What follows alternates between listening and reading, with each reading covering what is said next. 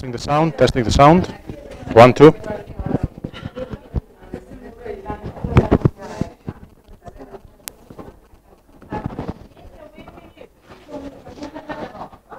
Is it a new thing? I think I just want to log in. Okay, we'll do that.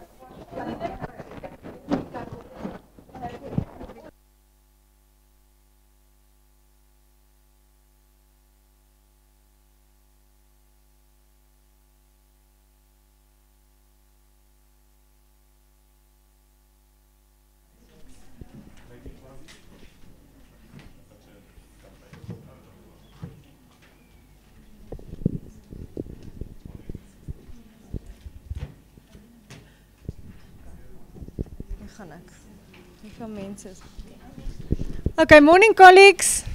Again, for some of you. Some of our colleagues have been here for the whole week, and it's wonderful to see everybody here. For the people that's in the virtual space from the live streaming, welcome to you as well. Thank you for joining. So I'm talking into the mic. Doesn't sound like it, but it's so that they can hear very clearly. And just on that note, if you have any questions, because Panos asks a lot of questions or ask interaction, please just wait for the mic before you speak. Otherwise, the people can't hear us clearly. So, yeah, Prof. Panos, I've introduced him every day now. And shorter and shorter, though, it's becoming shorter and shorter, but Prof. Panos is from Macquarie University in Sydney, Australia. And he is, we met at an international visit, and we've decided that his passion for teaching and learning and all about processes and research in teaching and learning to really enhance the quality and make it very practical. The examples that he has is actually implemented things. It's not something that's beautiful on paper. So we thought that us and yourselves can learn a lot from him. So we welcome you once again, Prof. Panos, and we're very excited about this topic this morning. I think this topic should stimulate ideas for you all. Bit difficult to just do tomorrow, but this is something that we really are looking towards in terms of assessment while we are revising our policies and thinking about how we can do a more authentic and better assessment for our students. So Prof. Panos will give you some context about himself and about the workshop, Yeah, and we you. will get to the slides just now. Okay, Yeah, thank lovely. you, Prof. Thank Panos. you. Welcome, good morning everyone. Welcome to people. It's good to see familiar faces and also new faces as well. I'm Panos Vlachopoulos, an Associate Professor Learning Innovation at Macquarie University, Sydney, Australia, and the Associate Dean Quality and Standards for the Faculty of Arts. Although in today's context, I'm going to use mostly examples from the Faculty of Medicine and Health Science, where I was based for 2 years as the Associate Dean Learning and Teaching in that particular faculty. Quick thing, I'm not Australian or British or anything like that. I'm Greek, 100%, born, raised, educated in Greece in my first degree as a philosopher. And then I moved into education, online education, and all my studies and work is around engagement, online interactivity, and how we can bring academics, students, public, industry, everyone together to have meaningful learning experiences. So I've been here now, it's the 4th seminar that we ran since Monday, and we've been developing ideas around the scholarship of learning and teaching, all for a common goal, which is how we can have meaningful events, whatever they are, learning, teaching, assessment, seminars, extracurricular, for our learners. That's very important for our own university strategy. So as we're waiting also for the technology, I'll give you a bit of background how important is whatever you hear today and whatever you take, to always think of it from the point of view of your own philosophy of learning and teaching. Does it agree with what you believe good learning and teaching should be and your students? And you know best because you are the people working with your students on a daily basis, most of you. But also, does it agree with the university strategy? So can I have a quick look to see how many people here, they are from faculties that they are more kind of professional, like law, health? Yeah? people that they are doing more subjects like philosophy, humanities, languages. Yeah, over there.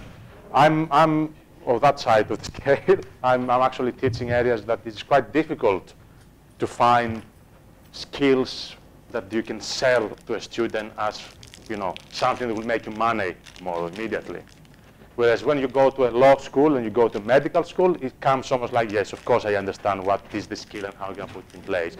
So in today's presentation, I'm going to try to bring both sides together and talk more about the idea of employability and what does it mean, and then how can this be translated to meaningful assessment.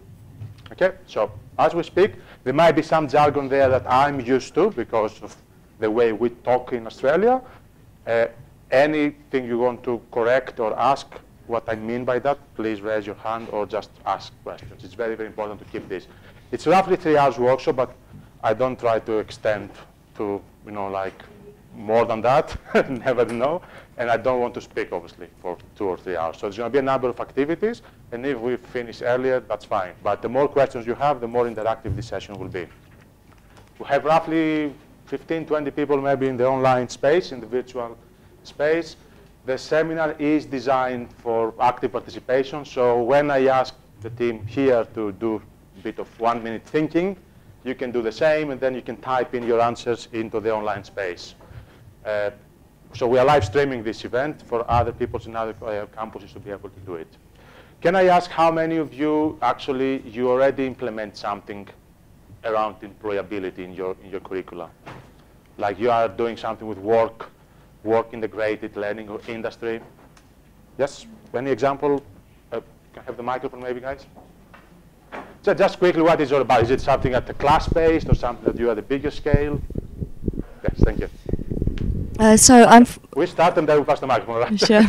I'm from industrial engineering. Okay. So we often send students out into industry. Yes. They collect data, they go and observe something, and then they actually have to do a task, an assignment, a Yes. final year project, and give us the feedback. Perfect. Which is, you can see immediately even the discipline in which you are actually aligns with directly with these things. Thank you. I'm from nutrition, or actually dietetics. Yes. So we train dietitians. So I'm the module owner of a module called Work Integrated Learning, Yes. or Nutrition in Practice. So the whole module's developed around employability and exposing the students to various aspects of a dietitian's career, and then taking them out, Yes. assessing, coming back with a plan, trying to implement it. Perfect. Yeah.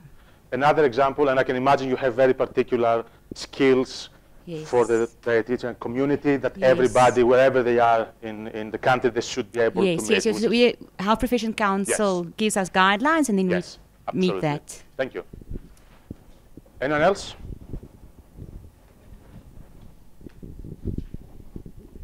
Good morning. I'm from education, so Yes. we prepare teachers, primary school specifically for me, and we do have work integrated learning. So the students go out for teaching practice. Yes. Yeah, to put it simply, and just for them to put into practice. Yeah. In terms of teaching The skills. experiences. Yeah. So they observe, and also they do mini Yes. classes, and they teach, and then you give them the debrief and so on. Great. So, anyone else wants to say anything? I didn't ask. Yeah, we're okay.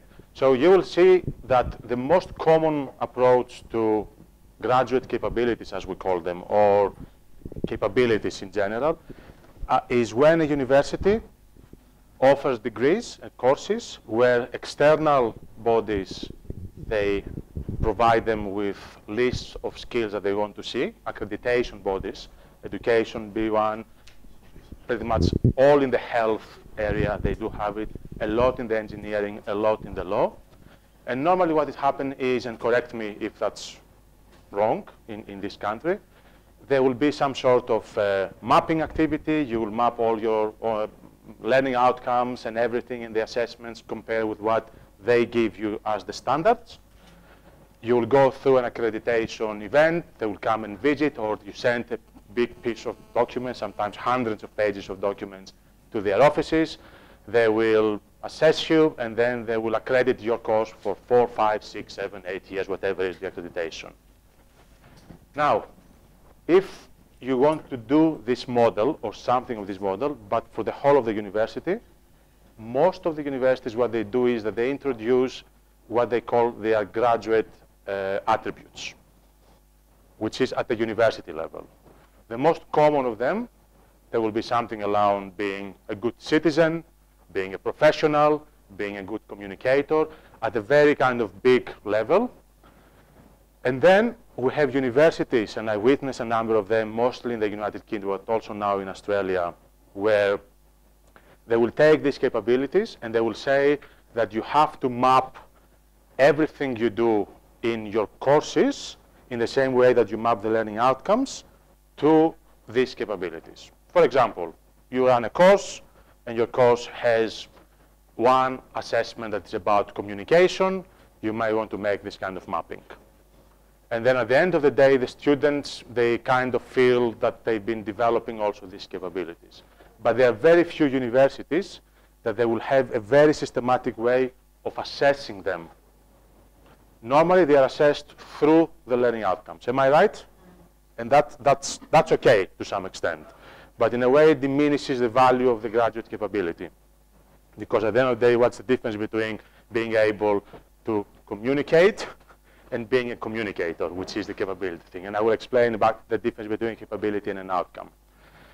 The most recent trend across the globe that I've seen, and that's something that our university is working with, is whether we should have an add-on, a different system for mapping these capabilities, not through the learning outcomes, but through other distinct statements that they are different, and a different way of awarding whatever we are to award to the students. It could be additional credits, bonuses.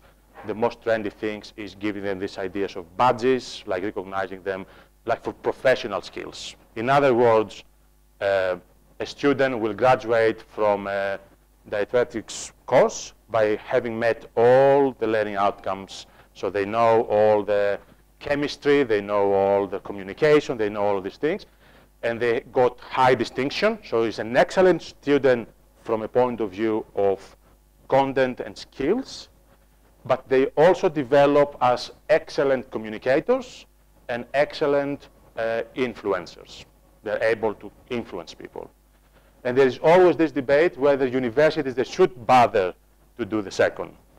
Does it matter whether the university will say you are the best lawyer, but you're also the best digital expert. You know also to use how to use technology. And what does it matter? But there's a lot of universities, they are moving towards that direction. So students, they get different transcripts and different types of recognitions. The more complicated the model a university puts in place, the more complicated it becomes to assess, and the more complicated your life be, because you have to be assessing at different levels. Okay? At this university, do we have graduate attributes? Yeah? Can you name them for me? To see whether they're... Communication will be one. Responsible and engaged members of society. Okay, so citizenship. Skilled collaborators. That word is not used at this institution. We're not. Yeah, there's a very political connotation. What's that? For citizenship. Okay, all right. So the term, yeah, okay, which is... Liberal arts. Okay, but we are talking about people who are actively participating in the civil activities. They are part of the society. They are good people around. Yeah, so that's one part. And different universities, they will add to that category a number of things, depending on, if you want, depending on the society in which they operate. One, is it about communication? Yeah, and over there, that's perhaps the most common that we've seen across every country that we've done work with. And then there might be one around professionalism. Do you have something like that? Leadership. Yes, knowledgeable and highly educated individuals and professionals. Okay, so that's the way they work. And can I ask at this stage, these statements, do they exist for every single course? Course, you mean Program, yes. Or they also go down to the level of the individual module? How do you, if you can just give me an example, if you were to use them in your curriculum, how do they become live? How do they become meaningful? I can see how in professions where they are almost aligned can happen, but I'm just trying to think, yes. Maybe just, the idea was to develop an implementation matrix for each of those and see to the descriptions of escalated versions of a particular attribute. Yes. From first year to final year towards exit. That role is now transferred to, I believe, Q and APP, isn't it? They now need to take responsibility for it and see to it that it's embedded in the courses. The mechanisms that they will apply, I'm not clear of. I'm not sure whether there are people from Q and APP representing or represented at this course, but the idea is to have an implementation matrix approved at university level and within faculties to make this work in a program and embed these things in activities and processes within a faculty. But easier said than done. Yes. So, someone want to say something?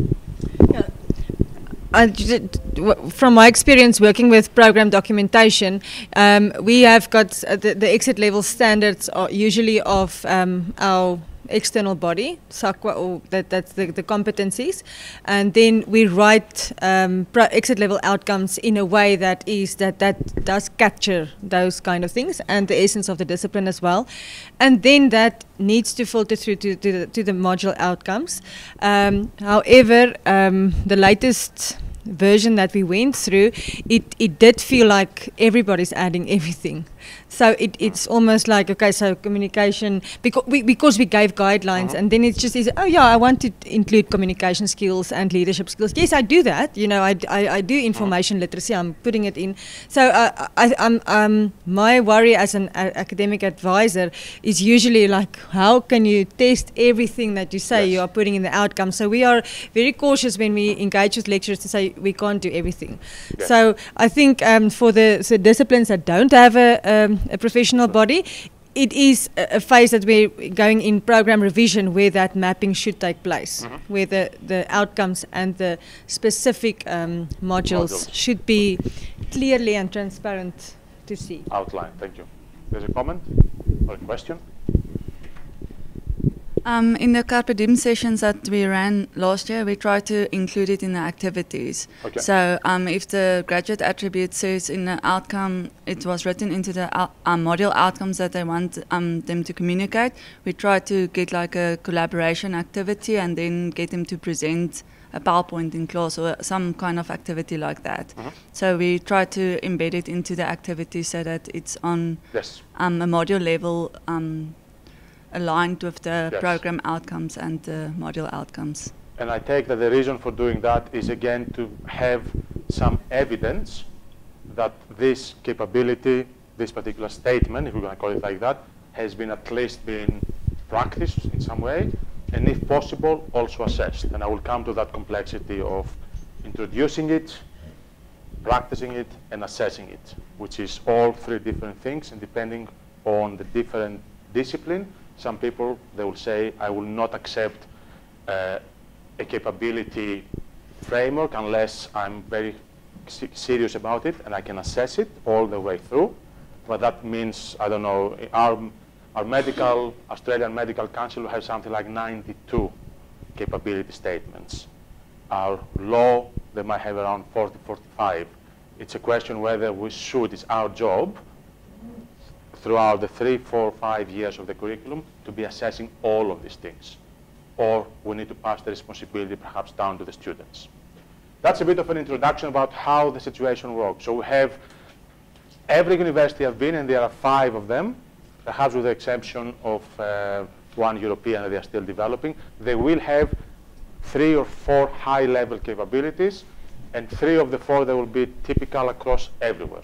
Professional, any kind of engagement and communication. But there might be other things we need to add. Let me put, this is a different slide. I'm going to put the other one, if that's all right.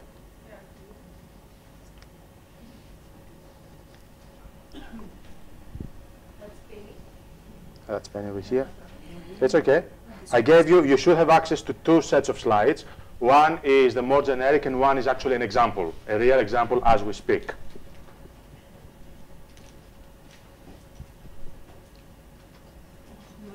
Let's go over here, yeah? Go over here. And then it should be capability over here. And it should be this one. This is fine. Download it. Yeah, we'll do that.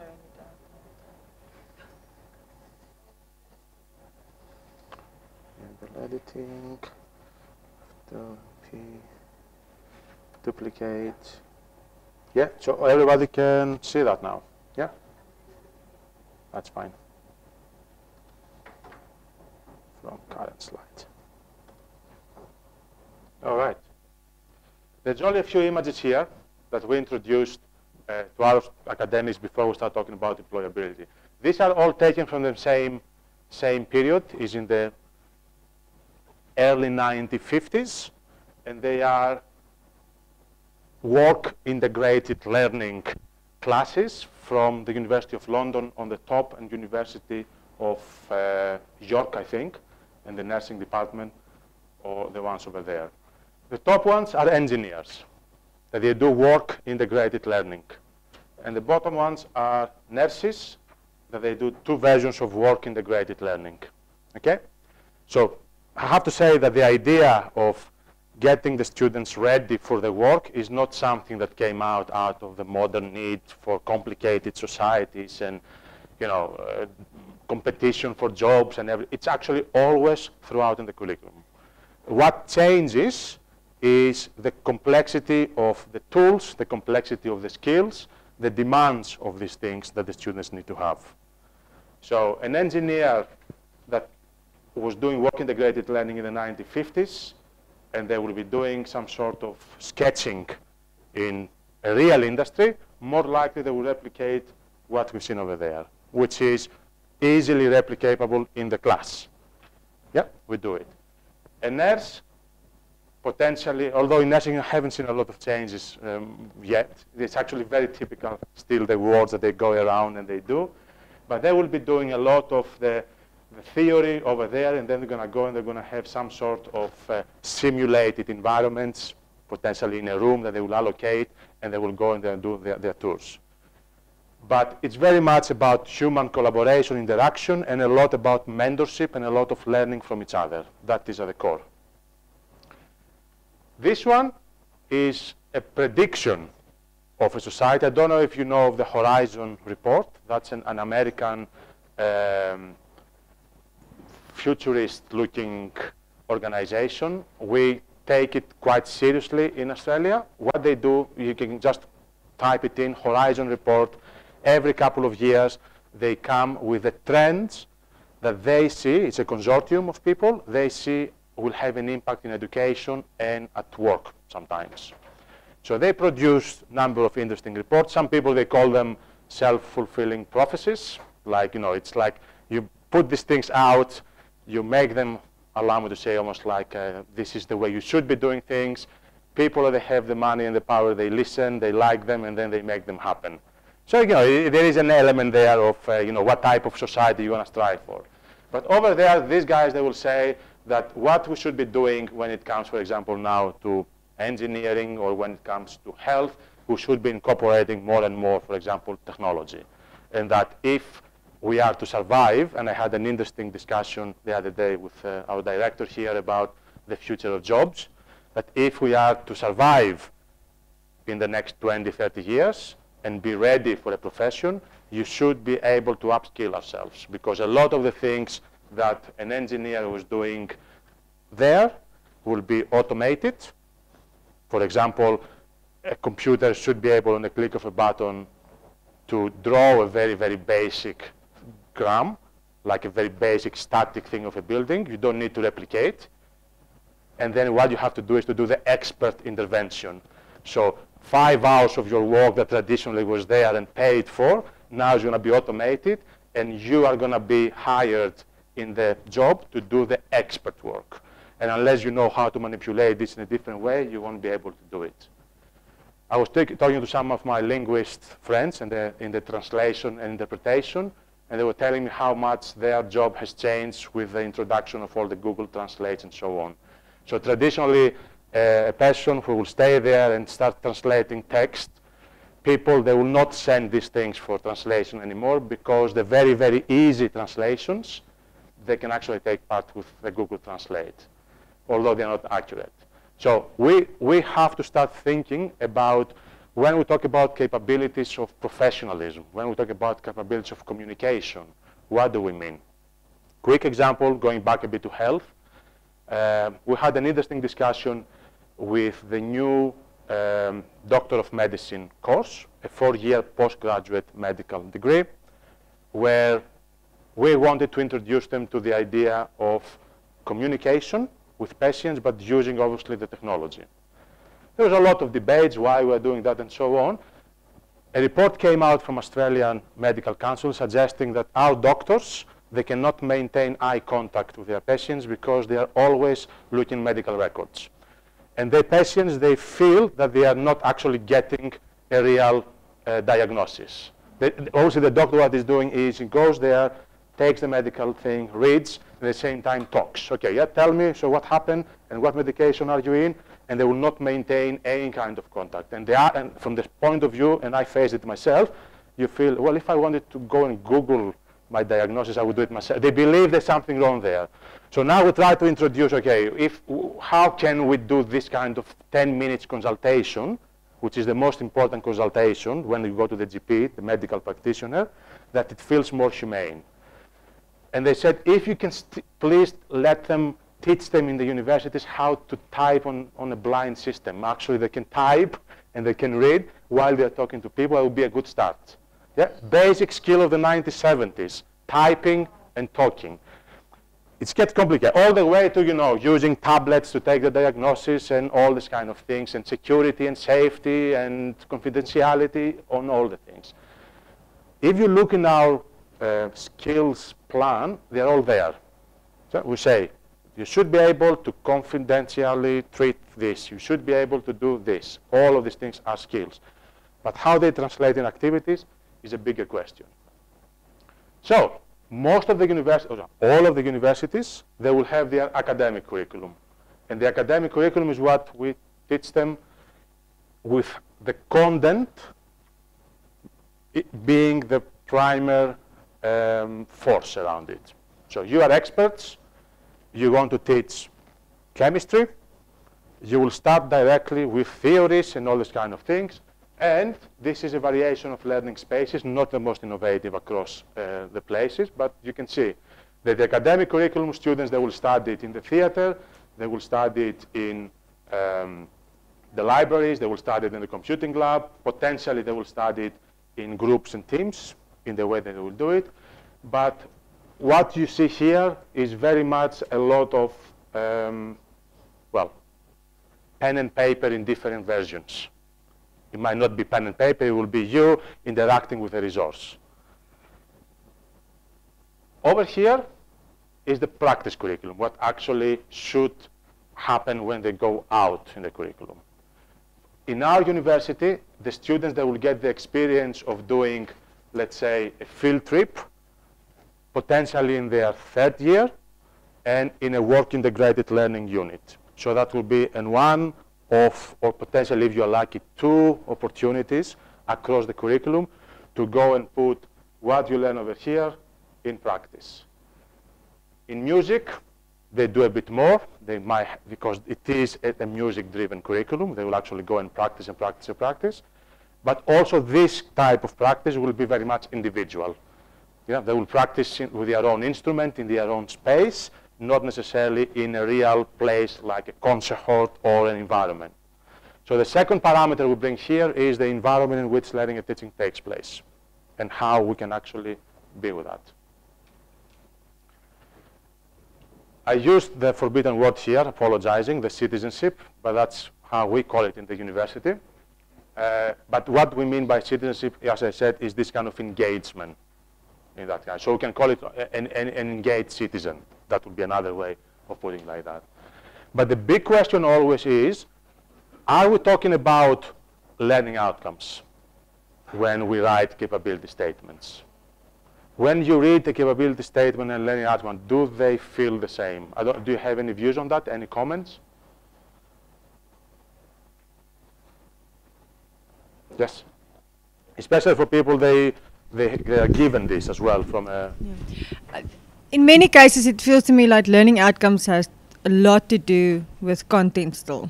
It's very much content focused. Yes. And then that's just a comment from my side. Yep. It's a content-driven thing, the learning outcomes. Yes. Where even if we try to include the graduate attributes or these employability skills, the content almost overpowers that. And yeah. I know in literature they are saying that should be, you've got a content-driven mindset or a philosophy or not. So I think there's a drive towards this, the industry to bring in these skills, but in our teaching, it's much easier just to teach the content than the skills. Yeah. So a typical goal, yes.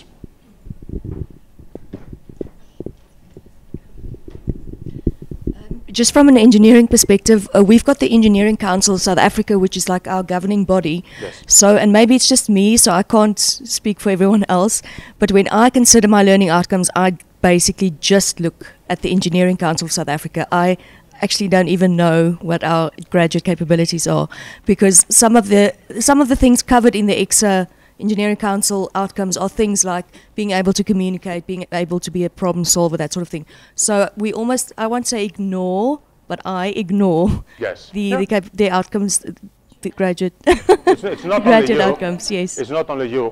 If a document from an accreditation body is part of the curriculum, prevails to anything else most of the times. But the question is, and the way perhaps these documents are written are very much pragmatic. The way they are learning outcomes written, at least in our university, we have a standard phrase. That will be, for example, on successful completion of this module, a student should be able to communicate effectively the theory of employability to diverse audience. It will never be a capability. It will never be written as a capability. A capability statement will be something like, students communicate using an iPad 5 words in 7 minutes. That will be a capability statement. We take it to the level where you define what you are capable of doing, and you can verify that. And there's an extreme difference between these things, because when you try to map learning outcomes to capabilities and say, I tick them. So if you see a communication outcome in the curriculum and you treat it as capability, most of the time there's going to be a gap there. Because everything will be mapped to professionalism, to some sort of engagement, and so on. So the capability thing begins when you try to define set of skills that they are meaningful for the future of the student in the relevant career or in the relevant society in which they're going to be. And they should be at the macro level at that point. So they're not going to be only found in one particular module. To achieve the possibility of talking clearly in English for 5 minutes to an audience, you may want to try this 20 times across the whole of the curriculum, and you only meet it at the very last. But there might be a capability that you want to meet in the very first 6 months of the curriculum. So they have to be really, really ranged, and I'm going to give you 2 examples to tell you what I mean. But the biggest discussion in our university was, what actually are we talking about? Are we talking for a set of technical skills?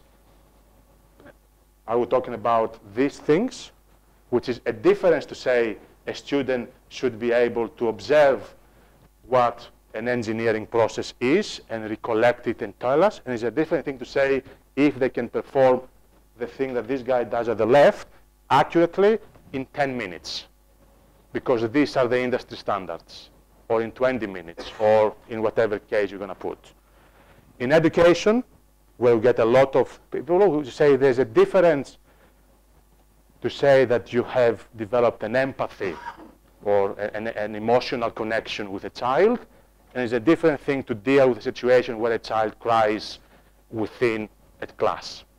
So the first one will be the outcome. The outcome is empathy, but the capability is dealing with difficult situation in a class of X dynamic. And a different capability might be dealing with a class that has double the size. There are two different capabilities. If you can do that with 10 students, and you can do that with 100 students. And the question is, how do you define it and how you can measure it, all these kind of things. So is it a set of technical or professional skills, and is it a set of skills for the society? Yeah, a typical skill for the society, there will be, for example, integrity, ethical behavior, all these kind of things. But if you keep it at a very, very vague level, it will read like a learning outcome. Okay? A student should be able to behave within ethical contact when they do this. In the capability for the particular group of profession or skills, you have to define 4, 5, 6 different ethical behaviors you would like to witness for the students before they go out. You see the difference? How it plays? And we'll see the document around it. We also played a bit with two definitions. We don't like the word employability. Our academics, they don't like the word employability. Our employers, they don't like the word employability. It's something, I don't know how, I think I read a bit about it, not a lot, but I read a bit that it came out as a reaction to when we don't have jobs, and it is a press to get people to get a job. It's not, and this should not be our job. We are not here to make sure that the student will get a job tomorrow. Hopefully they will get. But it's not an answer to that the student will have to come to the university and they guarantee the job tomorrow, and we're going to try our best. We're going to have all the partnerships, and we're going to open up the curricula so everybody will go and become a dietitian or a chemist tomorrow. This should be, there are other elements. So we are more this idea of practical wisdom. And the definition of practical wisdom, you can see it if you just spend 1 minute to see the difference between the two.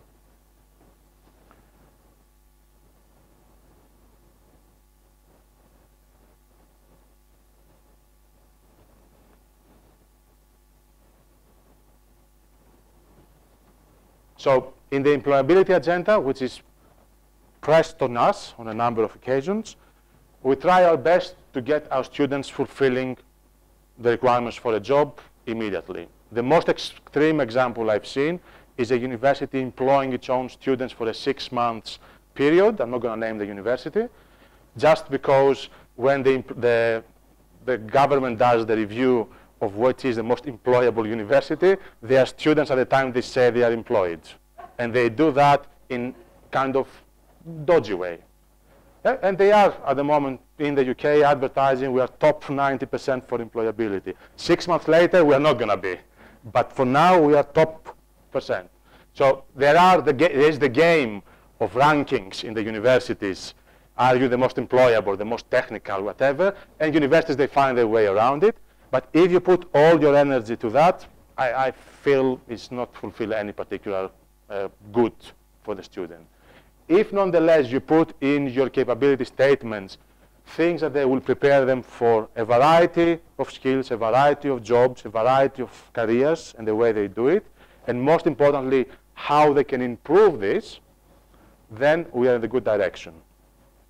When we're writing the capability statements for our medical degree, we had obviously to match them to the Australian government things, but we're kind of thinking, well, in our case, our students, they will actually work in a more complicated system than what actually these statements that they were written 20 years ago are about. So you cannot really exclude from that that it is a more intercultural or multicultural country, Australia, nowadays. So you keep adding more about our students should have basic language ability. They should be able to work with a translator and doing consultations, which is not a capability that the AMC, the Medical Council, wants, but we want our students to be.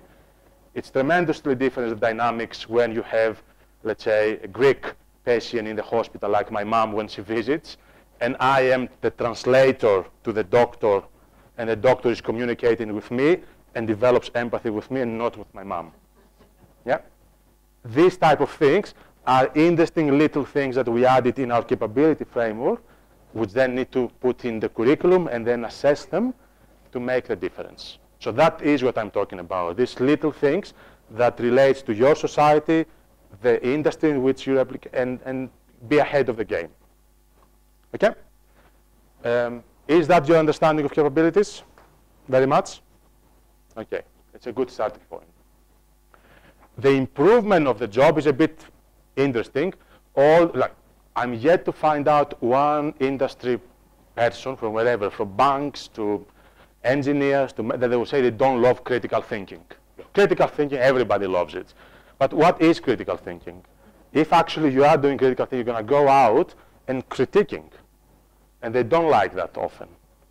So if we put in our medical degree that the students should be critical of their well-being and the others' well-being, and you go to a hospital that has 12-hour shifts, yeah, if you have developed capabilities, you will actually try to do something about it.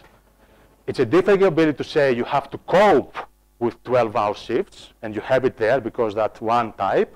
But if you add also that you have to do something to improve it, it's a different one. Yep. So it's the same thing. Is about coping, is about your well-being. But the one is a management of the damage situation, which is the reality, and the other is also the ability to think outside the box. That will involve looking at other models, comparing them, doing some sort of analysis. The same will be in a classroom. So if the classrooms are growing in numbers and you provide students, a different thing to say our students should be able to teach a particular thing within a classroom of 25 students, and a different thing to see how we can improve policy. And all of this become part of the practical wisdom, and so on. Okay, what I will ask you to do now, before I give you an example, will be use any piece of paper that you have in front of you, including the slides or whatever, and write down a couple of statements that you believe are important, some of the most important things that your students should, not content related, but skills related. Some of the most important things that you think your student should be able to have acquired by their graduation. It could be like students must be able to do this, whatever. 2 or 3 of those. And online people, please type them in your space.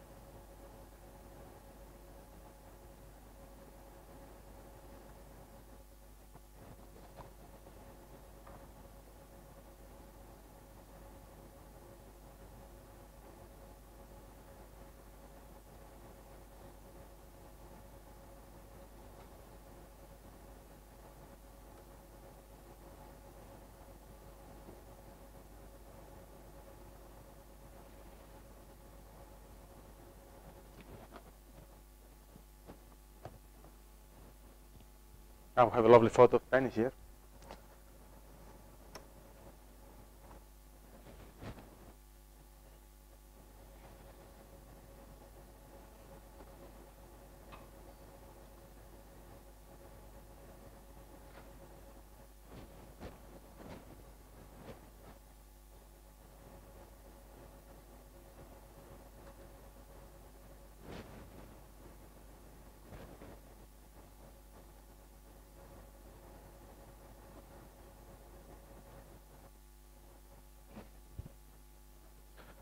Anyone who's willing to share a couple of statements?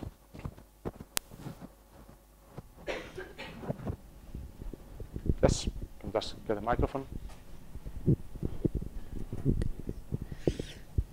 Okay, I've got, they should be able to interview a patient effectively, and then they should engage with the medical team. Yes. Then on the other side, they should be able to teach communities. Yes. And they should be able to lead a team. Leadership. Okay, so a number of them, they fall into technical skills, and some of them are kind of bigger societal things. Fair enough. Yeah, good. Thank you. Yes. Wait for the microphone.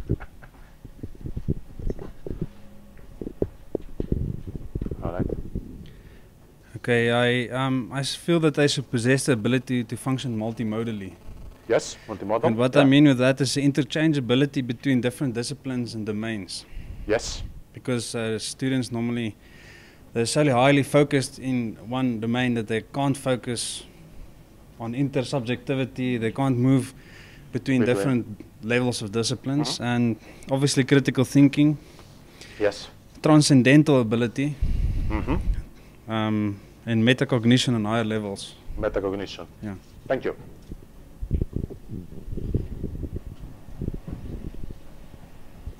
These are all very important because you're going to see them how they feature in a spectrum of capabilities.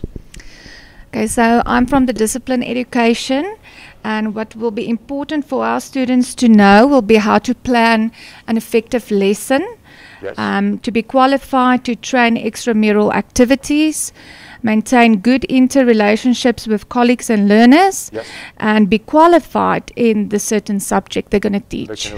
Thank you. Some of them, there will be outcomes after they've done the whole of the degree. Yeah, they will be developing as they go, and you may want to assess them at some point or at different points. Yeah, important. Yes, anyone else?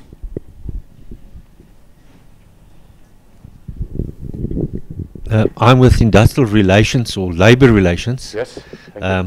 And we've got the saying, we strive under labor unrest. So the more labor problems are, the more money we make.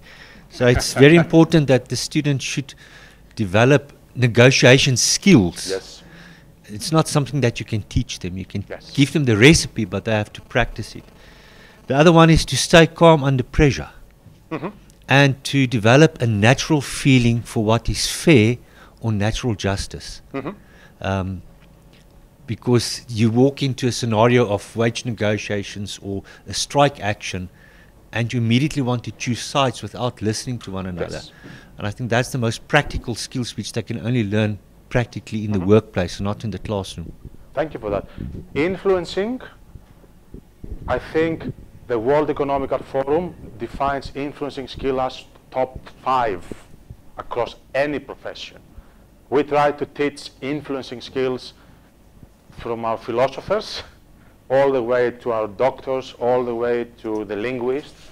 And the way to do that in a curriculum will be only through an organized capability framework. It's, as you said, it's not just one-off opportunity and something you just teach in the class. It's holistic across the whole thing they do in the university. I'm going to give you a realistic example about it. Problem solving is another one, but it's very vague. So when we write about problem solving, we define it to the exact way we want them to go about. Like what actually do they're going to be doing in a problem solving. John? I just have a question. So, for example, let's look at problem solving. One would see that as a capability, right? However, we also in engineering see that as a learning outcome. Yes. Because they need to be able to take information, random information, yes.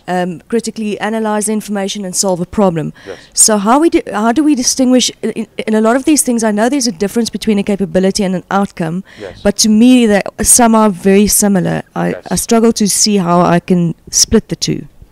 My straight answer to that, from the experience, and the background, because I appreciate that every university has its own traditions.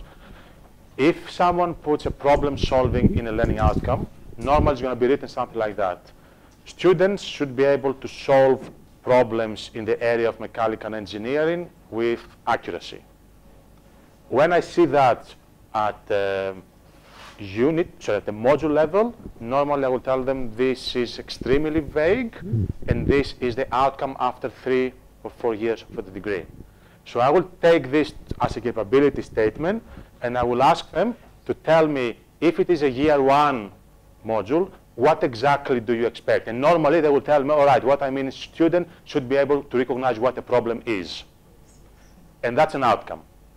Together with students should be able to formulate the problem, students should be able to independently solve the problem, and students should be able to collaboratively solve a problem.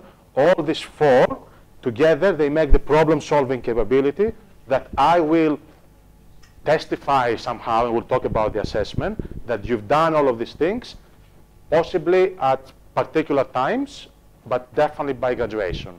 If by graduation, students, they cannot demonstrate to me that they've done 2 out of the 4, like they've done problem solving, but they've never done collaborative or complex or real problem solving in the industry, I will say that you haven't met the capability and maybe you're not going to graduate with that capability. That's where we put the... So the capability is the sum of the outcomes? It should drive to that, yes.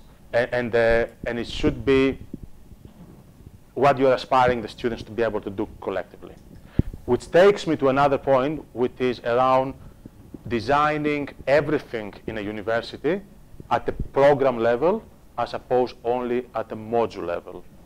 In other words, if you design modules in your industrial engineering, in your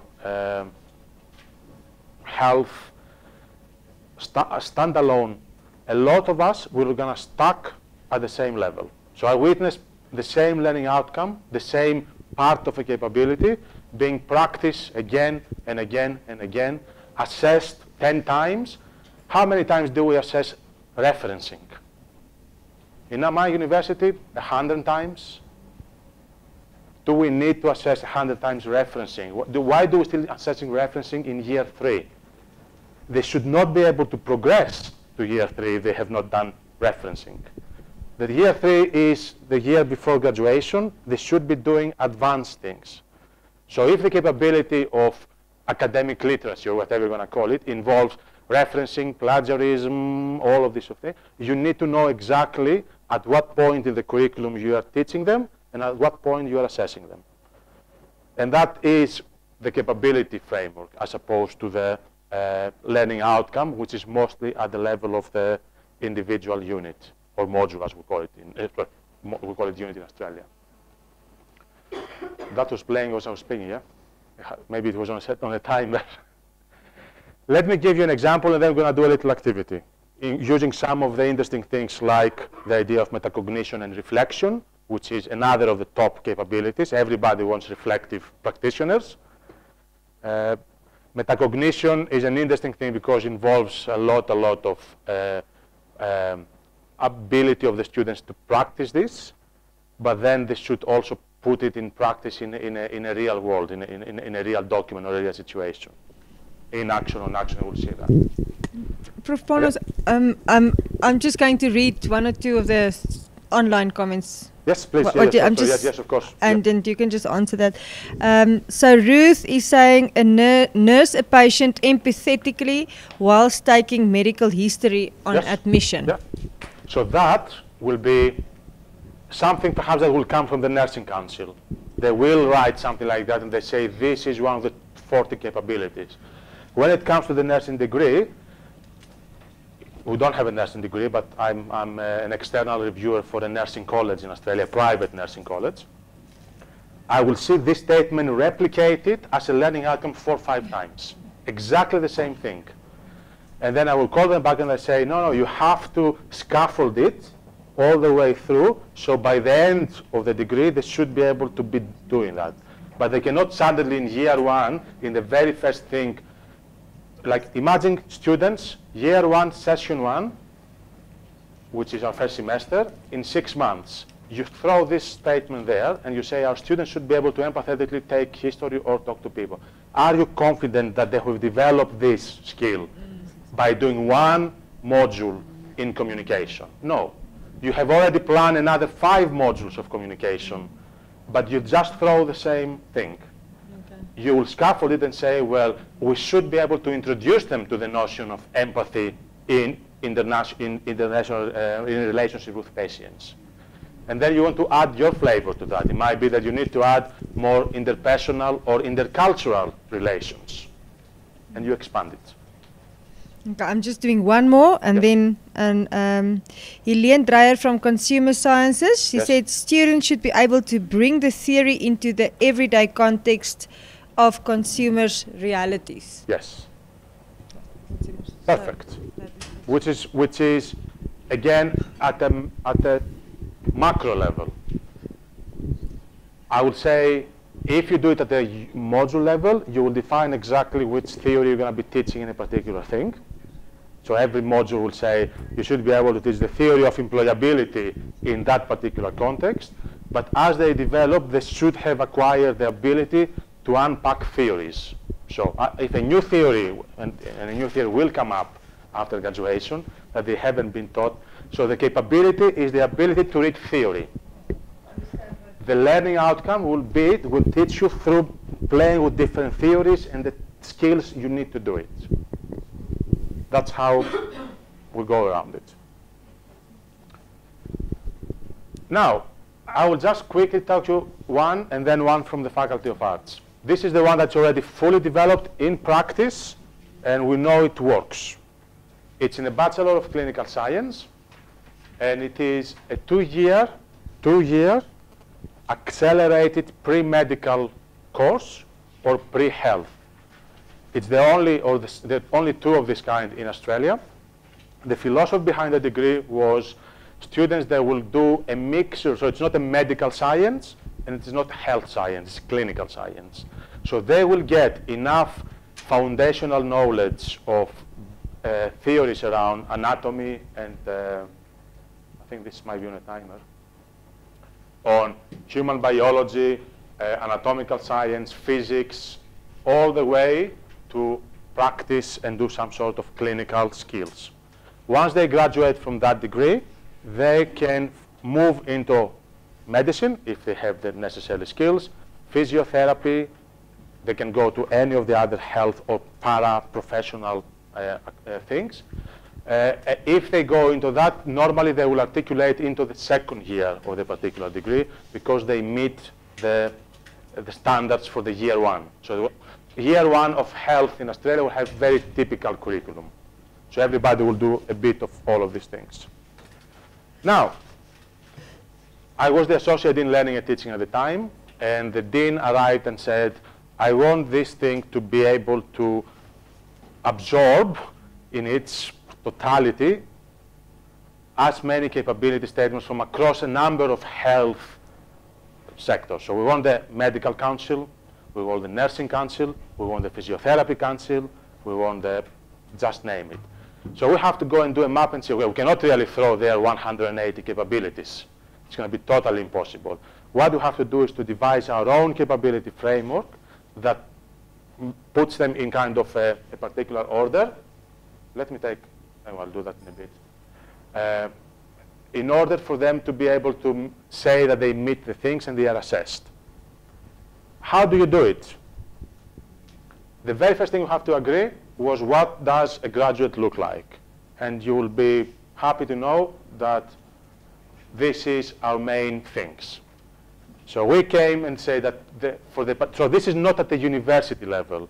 Now I'm talking about the capability framework at the program level. Yeah? So, yes. There is a question. And as you ask your question, am I actually... I apologize.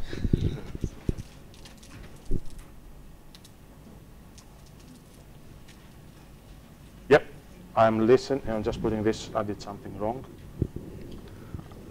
I'm not sure if this is the right time to ask this question, No, but let's go. It's always a good time to ask questions. but you could just delay if you want to answer it later, if it's in your presentation. It's all good and well to talk about the capabilities now and the end outcomes and so on. But I'm just curious as to what learning theories that you propose. Say, for instance, Vygotsky. Okay. And how do you consult just your academic staff on that? How to structure the lessons and in the instructional design according to specific learning theories and taxonomies? Yes. Because in the end, I think that's the most crucial part to reach that in the end. Yeah. And how to structure assessment and I can give you a straight answer to that. Is that working here?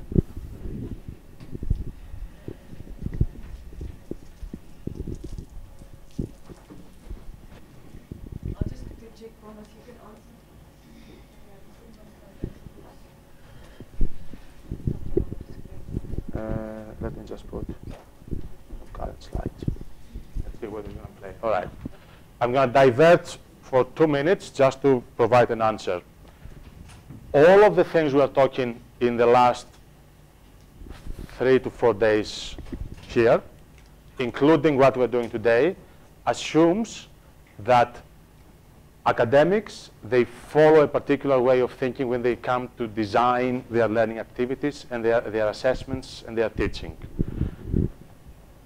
There are different schools of thought, there are different theories. I'm not here to talk about educational theory. The two extremes of that, but I'm going to give you a real example, are the theory of behaviorism, as we used to call it, which pretty much says that the students, they have a particular way of reacting to stimuli that you send them, and that pretty much you can control and condition them to do whatever you want. Yeah, you can throw to them theories, you can penalize them if they don't know them, and then reinforce them and penalize them or reward them, and at the end of the day, we do that. We do that through assessment. Assessment is conditioning, one way or another. We moved away from that theory, thank God, for a number of years now, to a more social dimension where this kind of capability frameworks come together, which is the idea of constructivism and socio-constructivism.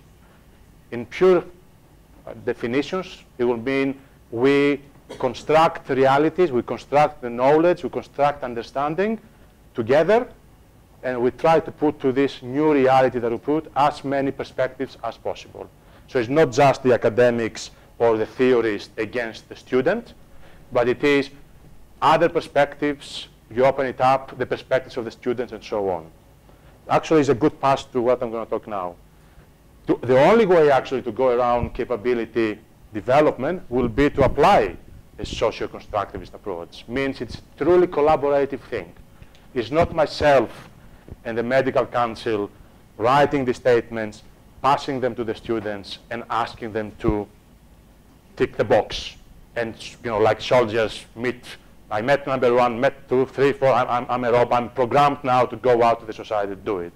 It should be an agile document that talks to the type of students you have, the type of society. So you're going to go out, talk to students, talk to parents, talk to other governmental things. You actually construct it together. That's the main thing. So these are all rooted in the theory, if you're going to write a theory down, of the socio-constructivists, and you mentioned Lev Vygotsky, a Russian psychologist. The additional thing of this theory is that you have a scaffolded approach. And that's also important in capability. Meaning that as you go, you put in action younger students, they will learn from the older students, and they will come to the same type of understanding and so on.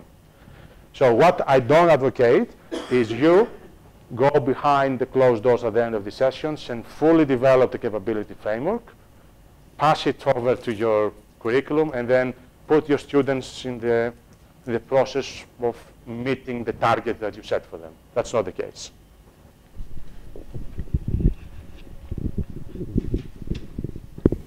Yes, the reason I ask is because my primary work is in academic integrity. Yes. And I've surveyed many academics, especially concerning academic misconduct. Yes, which more specifically contract cheating and plagiarism. Yes.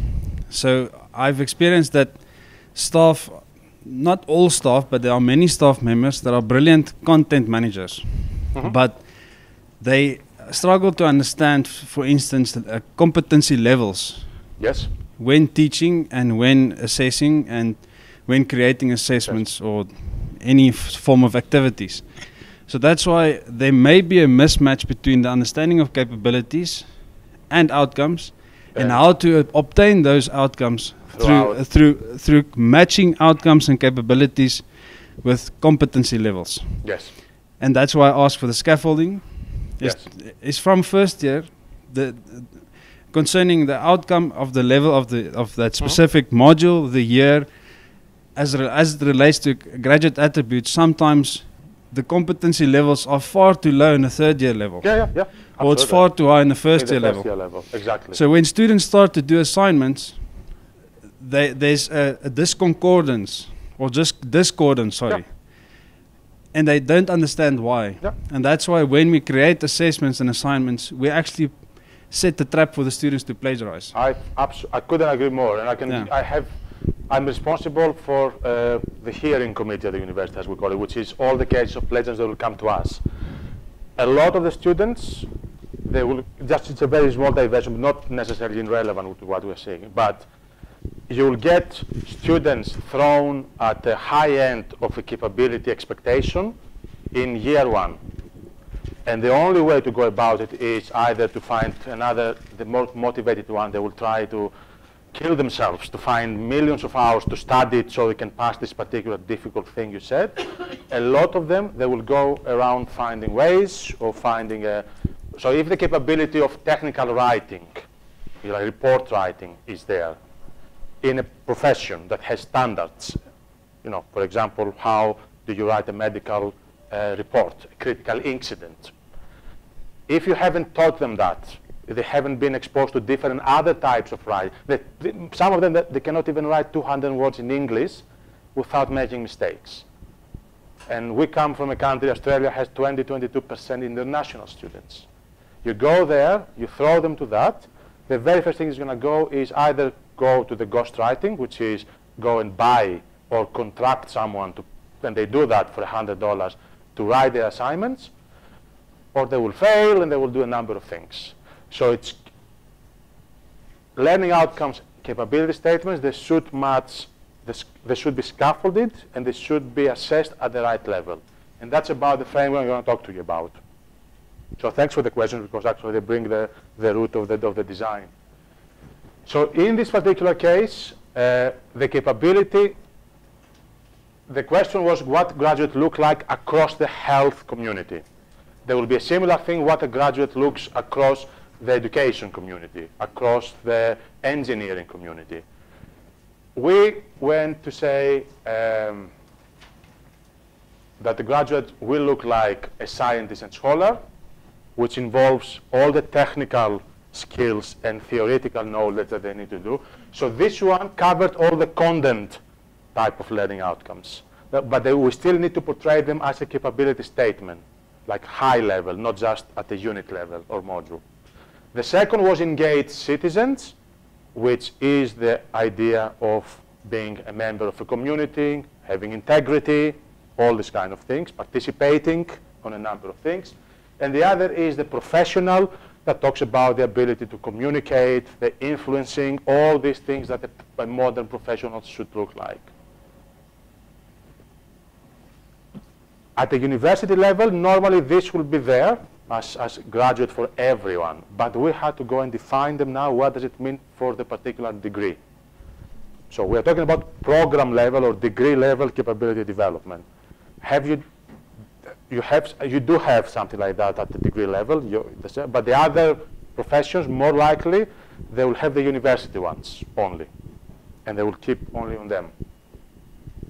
An example of a capability. So in a clinical practice, so we say that to to become a clinical practitioner. So the capability has a big kind of name of the capability. Then we have the domain of the capability. So we specified it into other details. So for example, a scientist and scholar will be someone who can do experiments, read the literature, you'll put a number of domains. And then within the domains, you will have a number of expectations of how well can you achieve these things across the 3 or 4 or 5 years of the curriculum. Okay? So it has 3 layers, our capability framework. But an example will be in a clinical practitioner or in a professional, you may want to have any of these. Participates in local and global digital health networks. That was part of an engaged citizens. Now you put that as a capability statement, the students don't even know what it is. Participates in local and global health networks. If you were to unpack this over 2 or 3 years of development, you'll have to break it down. And you'll say at the very, very, very, very local level, and to be also okay with the university policy and strategy, am I going to simulate the idea of a local health network by just having my students as first-year health practitioners being part of an online community and a discussion forum? So you try to simulate how, for example, a network of professionals will look like. They will exchange information, they will advertise events, they will have conferences, but you create something small as a little simulation for the students to feel but you put it there and you say it is part 1 of you being able to do that bigger thing later. So you have to do it. So you don't actually assess the online messages, but you assess whether they participate in this kind of online space that you create.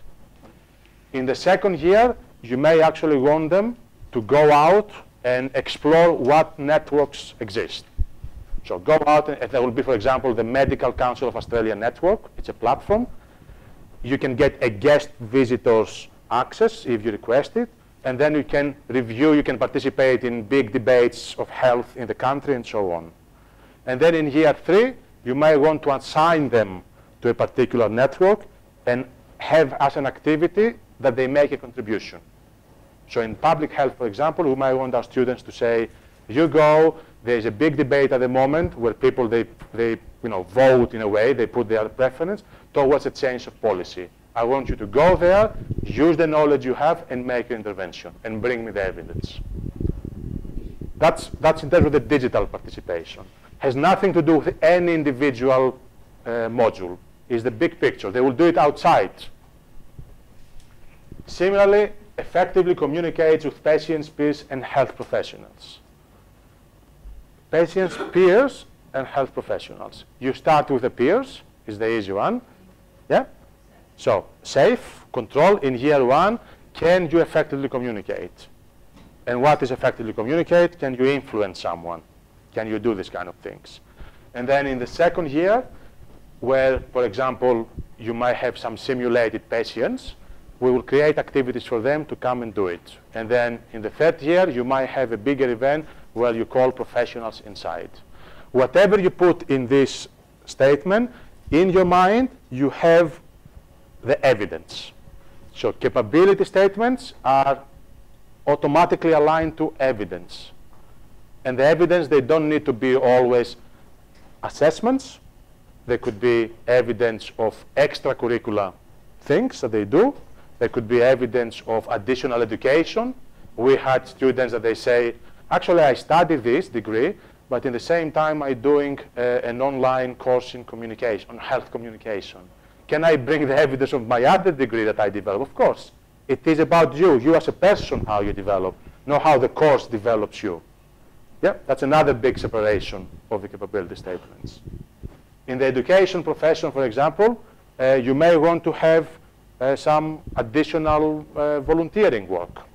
So you are a teacher, you are doing your practice, but you may want to go out and help in a local community. In our case, for example, you might go to an indigenous community, and you bring the evidence of influencing by just doing something extracurricular, that you do it. We have our students, they work part-time. Actually, 70% of our students, they work part-time to afford housing and fees. That's reality in Australia. The work they do is in McDonald's. In McDonald's, you learn leadership skills. Yeah, bring them. Yeah, peer communication, client interaction. What they need to develop is the metacognition, the ability to observe their behavior and then improve it. So actually, we had a student of us in the public health that she kept bringing examples of being a secretary in a medical practitioner. That was the job. She was doing a public health degree. But the ability for communication was developed how she was interacting with everyday patients. Now, you can tell me, yeah, of course, they can do this kind of things and they can write. There are ways, and we will talk about through this idea of evidence and portfolios, that they can put them in the right order and they can be accessible pieces. So, we developed a number of them. Do you have a copy? Can I have a look at your handouts? Yes, you do. So all of you, you should have a document called Bachelor of Clinical Science Capability Statements that gives you, thank you, that gives you an idea of some examples. I'm going to try to put them also up online, if I can.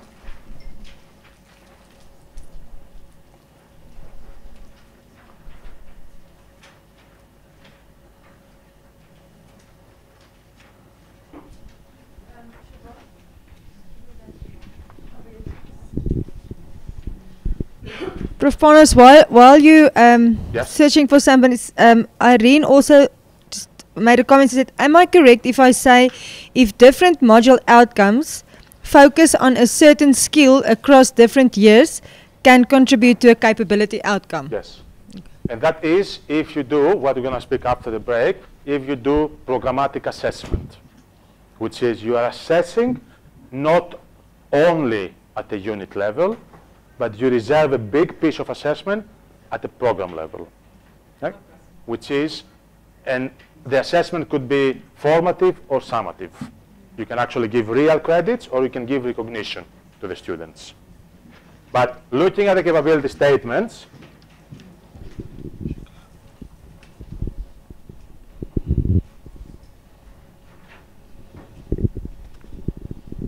okay, I need to replicate this. This and P. All right. And I'll do a bit of control and plus.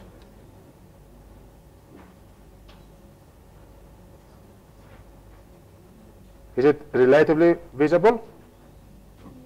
Okay. I'll just go. Now, I will go with the difficult one first, which is this one. I will just read it for you. So it says Bachelor of Clinical Science, you have the printout. Scientist and scholar, these are two domains of the capability. And then we have on the left what is expected to happen by mid-year one, what is expected to happen by the second year, which is, in this case, because it's an accelerated degree, it is 2 full years, including all the breaks. They don't take any breaks, but they still have 3 points of assessment. Yeah? So it's not at the unit level, module level, it's at the program level. So they have 3 milestones of providing evidence of how you explain the structures and functions of health at cellular, tissue, organ levels, and so on. To show evidence that they met this thing, the middle thing, they need to bring evidence from 4 different modules, from anatomy, from physics, from biomoleculars, plus evidence of experiments that they've done in the lab, from their lab books, plus any other additional evidence that they might find it. And some of them, they might have gone and they've done, let's say, a fully online free course on a particular methodology, a statistic or something. So we don't teach statistics, but to be able to explain the structure, we assume statistical knowledge. But obviously, if you don't have it, you will fail the lab. But you can go out and say that on the top of all of this, I also have done a fully online Microsoft course, and here is my certificate of completion. So these 4 evidence together, they will show us that they met this thing. At the module level, they have done structures and functions and so on, but only in physics or in a particular organ or something like that. This is the collective picture. At graduation level, they need to have developed a scientific, clinical, and systematic approach to discovery through analysis and experimentation. Unfortunately, this is often our learning outcome for everything. You know, develop a scientific method. You cannot develop the scientific method in one module. Don't put it in a module. You introduce the scientific method. You extend it. You do different things, but you develop it, hopefully, by graduation. Unless you tell me that a student, by finishing your module, they are good enough how to go and explain the totality of the medical profession or of any other profession, or you are a complete philosopher. So now if you go to the more soft ones, and we'll see.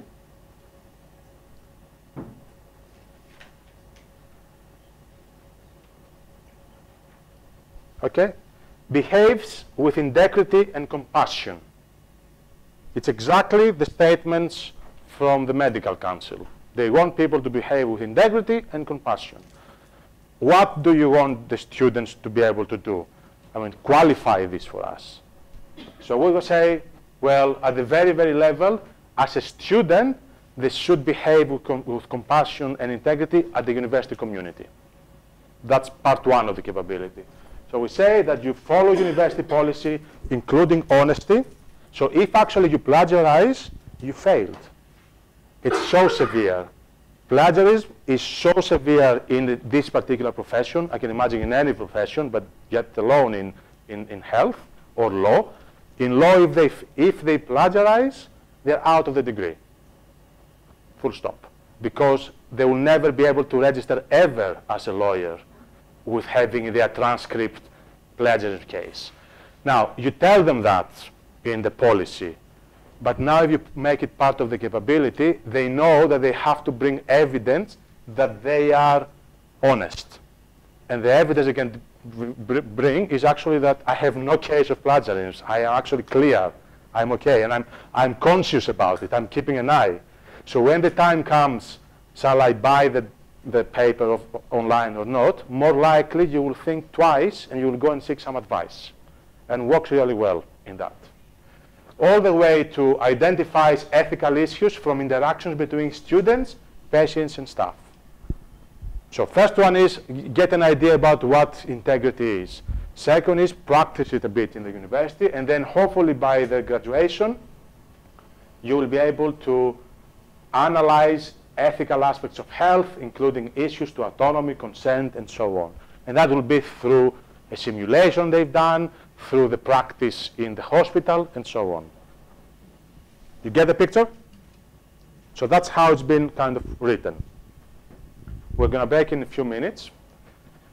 The next, and then I'm going to ask us to develop something like that for your own discipline, but in a kind of big way. Not in that detail, but it will be good to do it, to give it a go.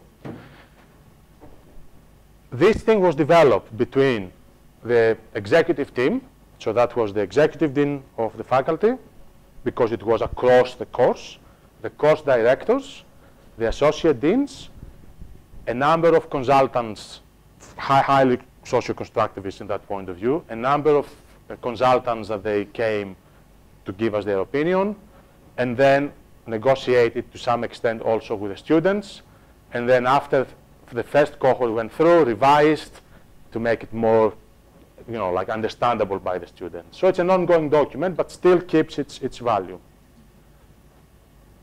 What do you think was the next step? Okay, we had this in paper.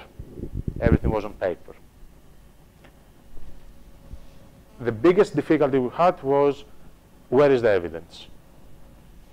And do we have enough evidence that the students are developing these things? And the only way to do that was to go the hard way of doing a desktop audit of everything that was offered to the students at a particular time in the degree, which means 56 pieces of assessment that they made up the totality of the degree were mapped against the capability framework, and 20 gaps were identified. Yeah, so we had 20 of these statements that they were not clear that actually students get enough to tell us that they've done this. And then you have a dilemma. Shall I remove the capability because I don't have evidence, which is the easy way to go, or shall I change my assessment and include other things? John, there's a question.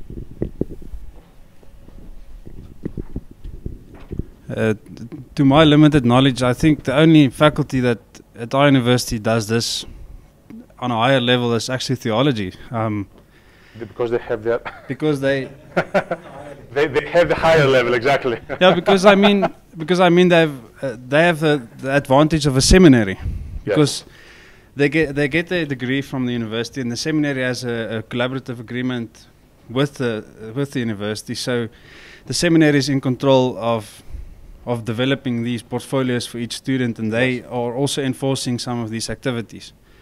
But I'm not sure, and my colleagues must please help me, but our university is more like a credit-driven, where the students, they do these courses in isolation, and in the end the question is asked, are all these modules fulfilled, or does the student have enough credits? Yeah.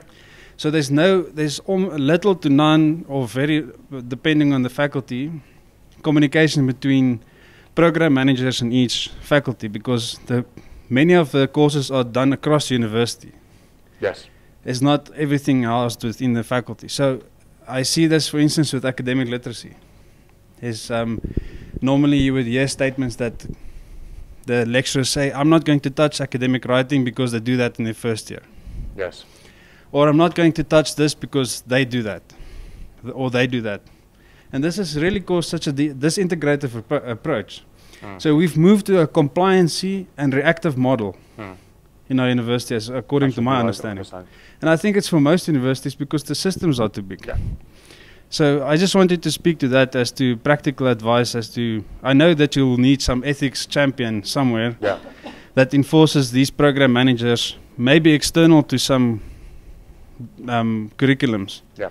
Or an external committee for each faculty to regulate this and to try and to pull through the golden thread right through. Yeah. No, it's a very, the fact that all of the universities that I worked, 5 of them, and so many others that I know, they are driven at the module level, and assessing at the module level is a reality. What we try to do here is to bridge the two things. So and I come to your comments. So once we mapped the capability statements, I'll see if I have the relevant thing here.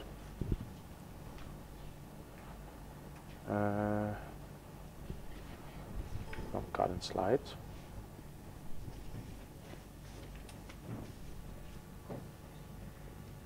Okay, let me see. So these are the assessments. So for example, in human biology, the students, they will do an essay, a reference list, an online quiz, a writing task, and a final exam. In biomolecules, they will do a report, a project, a test, and an exam. In anatomy, they're going to do quizzes, practical, exam. All of these, the assessments are mapped to learning outcomes, to the module learning outcomes. So some of them actually, they are better aligned with the capability. So when I say to you that the capability is you should be able to analyze the system, you may want to say that my ability to analyze system comes from my writing task in human biology, my mid-semester test in this, and with the practical test in anatomy. So compile these three pieces of evidence. So think of it as evidence, not as assessments in the capability world. What evidence do you have? So they bring the completed assessments with the feedback and the mark that they got, if it is being released, compiled together with the support of a portfolio tool, which I'm going to come to. So they bring this to their portfolio, and then they write a small reflection that says how these three pieces of assessment, they help them start the process of systematic analysis. And then they almost tell us, okay, where are the gaps for them? So they need to tell us also that I'm still not good here. So some of them, if they are high distinction students, they will go there and say, my 99% lab reports is the biggest demonstration of having an analytical thing. However, I still don't think I have enough on the legal aspect, because my essay on this unit, it was still not good. That's the assessed evidence, as we call them. And then is all the other evidence, and all the other evidence will come. Our faculty runs free seminars, research seminars, for faculty people, but they open it up to students. The students normally, they don't participate to this kind of open talks. But they know that if they go and participate in a few of them and they write a couple of notes, they say, I also develop an additional understanding of system analysis when I attended seminar X by Professor Panos, who gave us this new theory. And also then I went and I searched for it, and I completed an online training of that theory. Or actually I'm using this statistical thing not for health, but on my job in, like sorting out clients' expectations. But I know how I can transfer it. So the other evidence is open, so they have to be verifiable. That's absolutely crucial. They have to verify somehow that this is a true evidence. So if they say things from McDonald's, normally we give them a template. I'm going to show you templates that someone can verify, like their manager of McDonald's, they might actually give them a reference. And they develop this habit very early on of knowing that, real work will work with evidence. Always you need to provide them, you need to verify them, you need to convince. You need to talk about them in an interview. So they develop career skills as they speak. Make sense? All right. We're going to break now, have a coffee, and when there's comment. Just to respond to what he said, I think that is where, in a space where we are now, where the university is saying that curriculum transformation needs to happen, and the agenda is being pushed.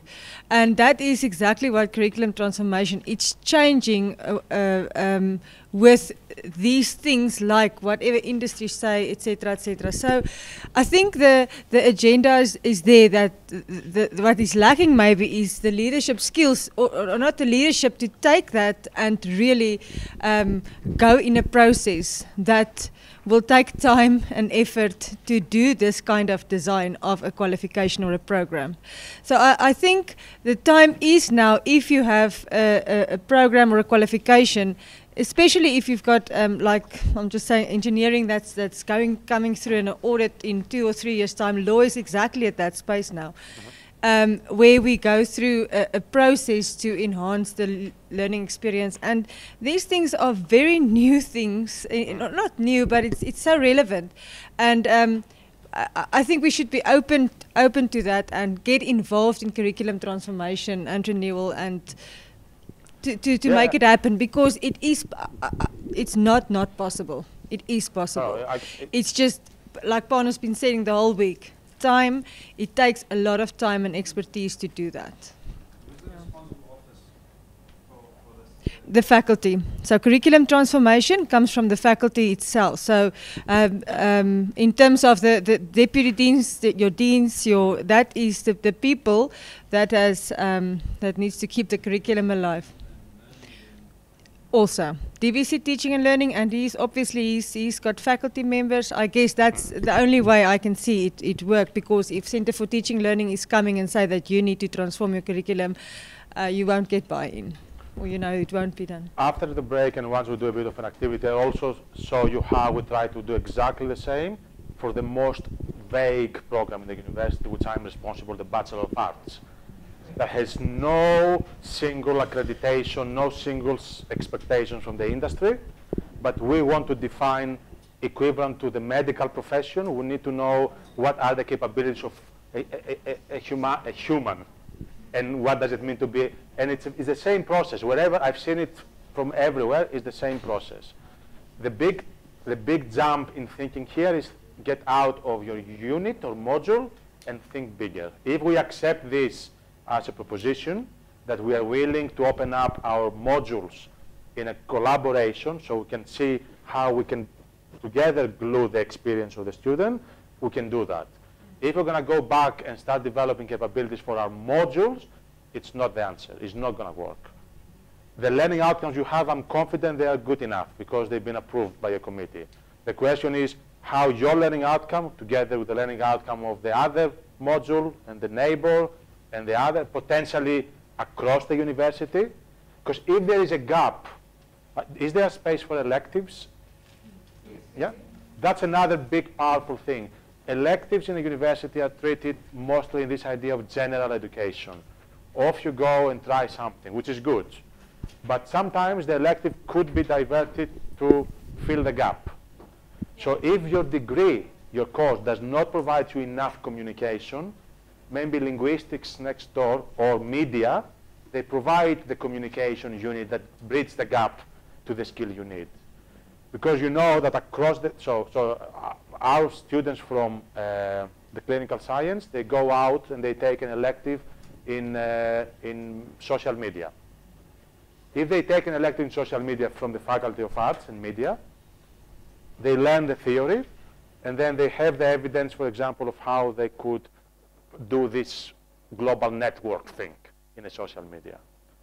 It's a very purpose-built, like decision for them how to do it. But let's have a coffee, 15 minutes, and then see the assessment regime around it, which is very important. Online people, enjoy your coffee at your own places, and we'll see you later.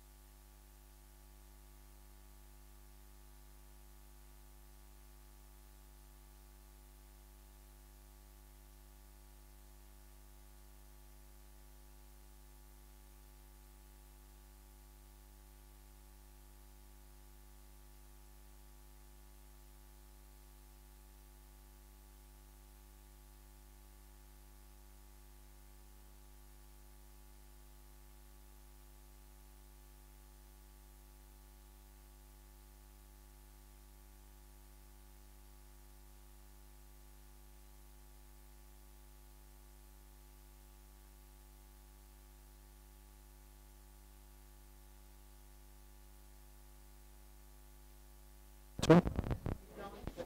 Checking.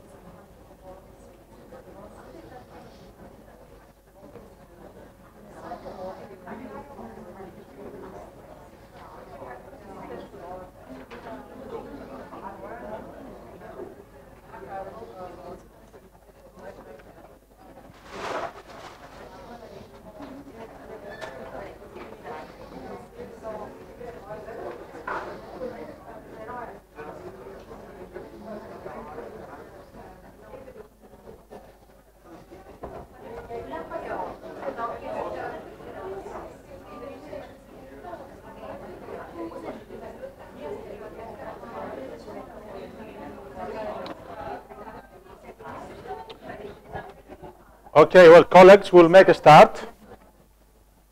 Thank you. I just need to bring this back to life. F, P, duplicate.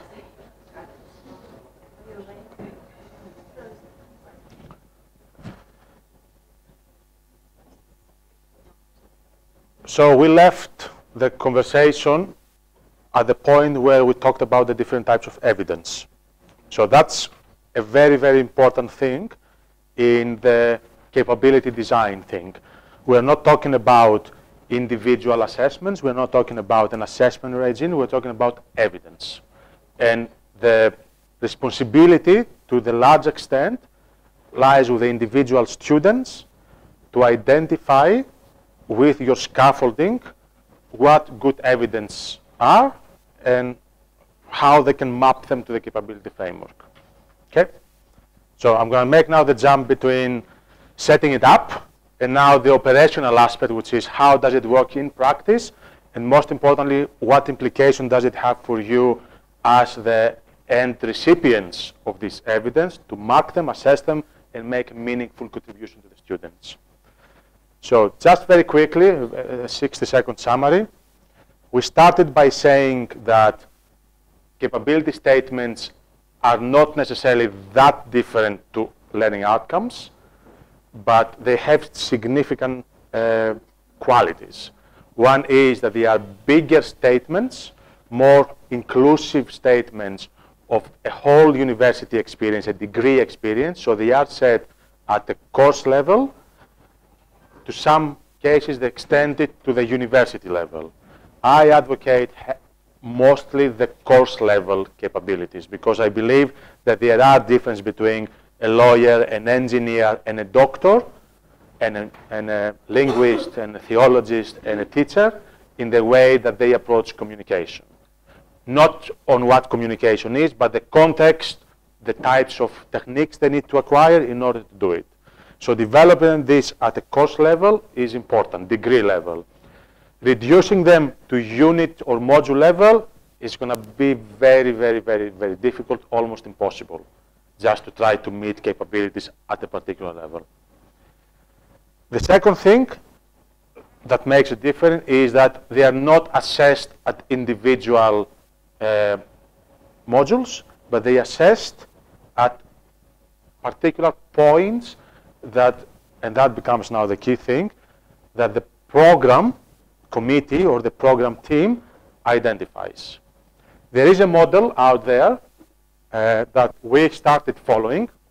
Some of you in the health or engineering, you might know of it, is a programmatic assessment framework. Anyone is aware of it? Yeah? From Martin Vleuten. He's actually a Dutch guy. It's a good framework. There's a lot of publications out there. There's one publication called 12 Tips for Programmatic Assessment. It's freely available on Google. You can download it. So the way that they've done that is they said that's the complete university experience for a student, divided here in 3 years. They said there are, ignore the symbol, doesn't know the triangles and the stuff, but practically what it says is you have your training activities. This is the activities that you do like today is a training activity for you. There are your assessment activities, the ones that you formally assess or formatively assess and you give feedback, but they are actually assessed at a particular point.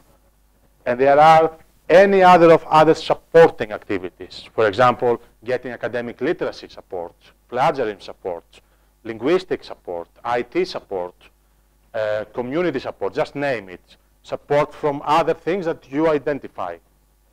All of these things, they are there.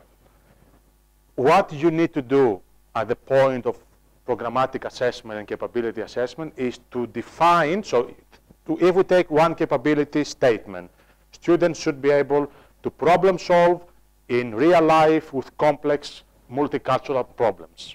If you take that, you need then to say where in all of this totality, students, they will have opportunities to practice it, to assess it, to do it. And you define them. So that's why he puts a little cycle there and says these 3-4 events, let's call them learning events, altogether, potentially, there are evidence for the students. And what he says is that you need to have a programmatic committee. In other words, you need to have a committee made up of individual academics within the course or the degree that they are willing to spend some time looking at this evidence. Yeah? So, you cannot do that every month or anything. You have to define what are the key progression milestones. You can take a very logical progression milestone, which is end of year 2, end of year 2, end of year 3, and graduation. Or you may want to take it where significant things happen in the degree. So, for example, it might be that the first semester is heavy on something, but then semester 2 starts introducing more practical things. So you want to do something at the end of semester 1, and then nothing until the end of year 2. So you put this string, and you define them as programmatic assessment periods. In our university, the way we do it, we treat the breaks that we have, which are a July break for a few weeks, and the summer break, as a place where we freeze the place where the students produce this evidence. So the students, they cannot go and change them because it takes time to review these documents. We freeze the portfolio, the tool that we use to submit all these assessments. And the students, they know that someone will look at them. Now, this someone is a committee. Now, people are going to say, what are you talking about? Another assessment. I'm going to do my individual assessment. Well, the answer is actually not. All the assessments that they've done already, they're going to be carried out in this kind of portfolio. So actually, it's not a very difficult work. It's a matter of almost like doing a little audit. So in this degree, we have 180 now Bachelor of Clinical Science students. And normally, we hire an independent person, a doctor, a GP, a general practitioner, to help us with the high-level overview. Just reading the statements of the students and tell us if they develop the language and the ability to influence and talk about this. And then is a team of 3 or 4 academics that they look across, and they do it. There are less intensive ways of doing it, which is having the students to have a self-assessment first, which means they can rank their capabilities in a statement of 1 to 5. They give you their view, and then you pretty much do some kind of audit across. So there are different ways, but does require some sort of a programmatic assessment committee. The way we do it with our academics is we say, well, it's an opportunity for you now to step away from your 5 assessments, your individual assessments, because you know already that these 5 things, they contribute only to a number. Let's make your assessments at unit level or module level slightly more economic, because, and then would you be able to join this committee? And a lot of the academics will say they love actually to see how the students, they progress in the totality. If you do it as a committee, the good thing is it's collaborative activity. Yeah, you're gonna lock in the, and we say the break because it's difficult to get potentially like 5-6 hours of the life of an academic to do it. If you use any portfolio, you can do that totally virtual. Yeah, because you can see what comments everybody leaves, and then you might call a committee only to, we can actually go to your assessment committee, your regular assessment committee. Am I right that every faculty will have an assessment committee, that they will look, scrutinize the results before they pass them? The exam committee, yes. So you could actually go to that committee as thing for ratification if you do it fully online. But that's the concept around it. To help them, and that now I'm moving, are there any questions? Anything from the online people that they are?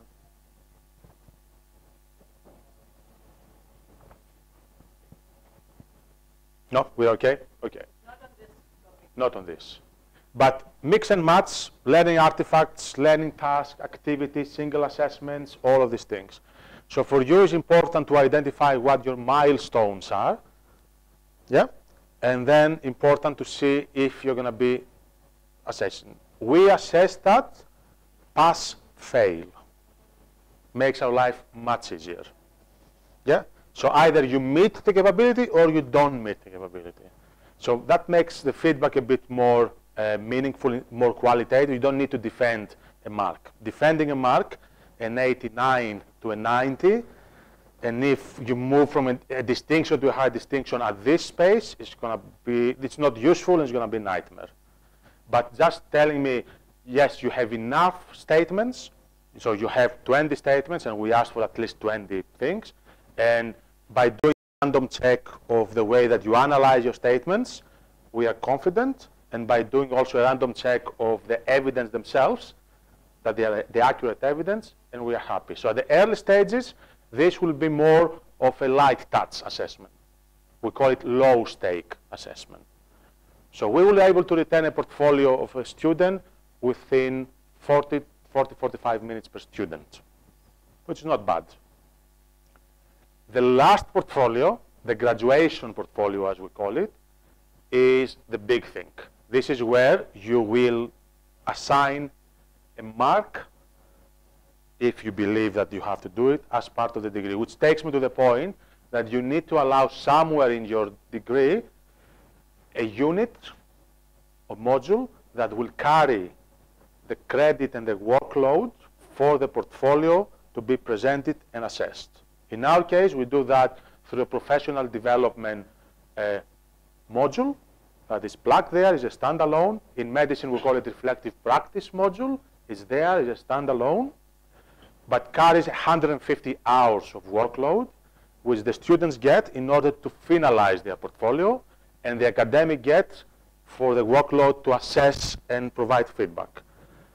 If you just expect that they will do this on the top of everything else, we will fail.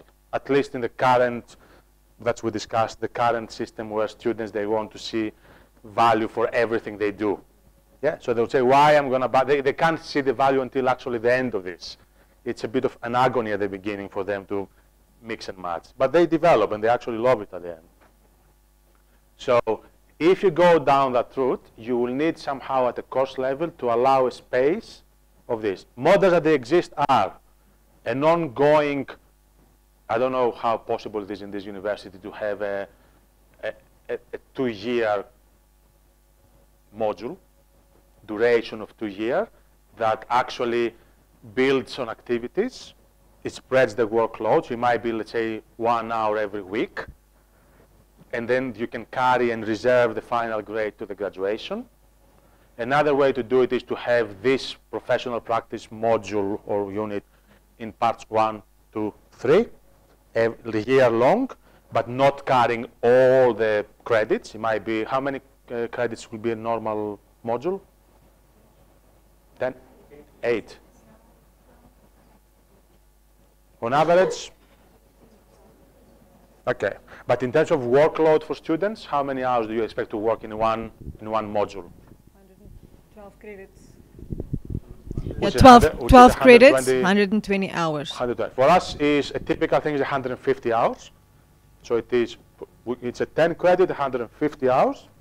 So we can split this 150 hours to 350s.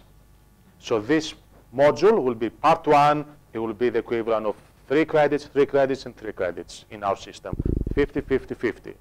Or you make a decision, you say you just want to press on all the 150 hours in the last year, and then the other becomes more of an informal or is plugged in some of the modules. You might have a module on communication or a module on leadership, and you just have touch points. But they really need to be given the workload to do it. So my advice is that what I've seen is easiest to spread it and have the 50-50-50 model or the 40-40-40, because they need time to even write the evidence, put them together, and so on. And they will ask you, what are you assessing me for? When this assessment will come on the transcript. So on the transcript, if you have to put it there, it will need to be something meaningful. So don't call the unit e-portfolio, but you can call it professional skills. Yeah. You can call it something. And then the students, they know that they graduate with all these beautiful modules on a number of things, but they also have professional skills. Go on. I think even the industry would like something like that if they can see that you had a module focusing on that. Okay, a comment that was made earlier by Irene Miller, she's talking about its capability assessment is the way to go. Is the self-directed learning by enhancing my own capabilities at my own speed and time through extra courses online and volunteering is much needed. Yes. And on this point, I was also looking at our university's teaching learning strategy, and we have a self-directed learning approach, teaching and learning approach.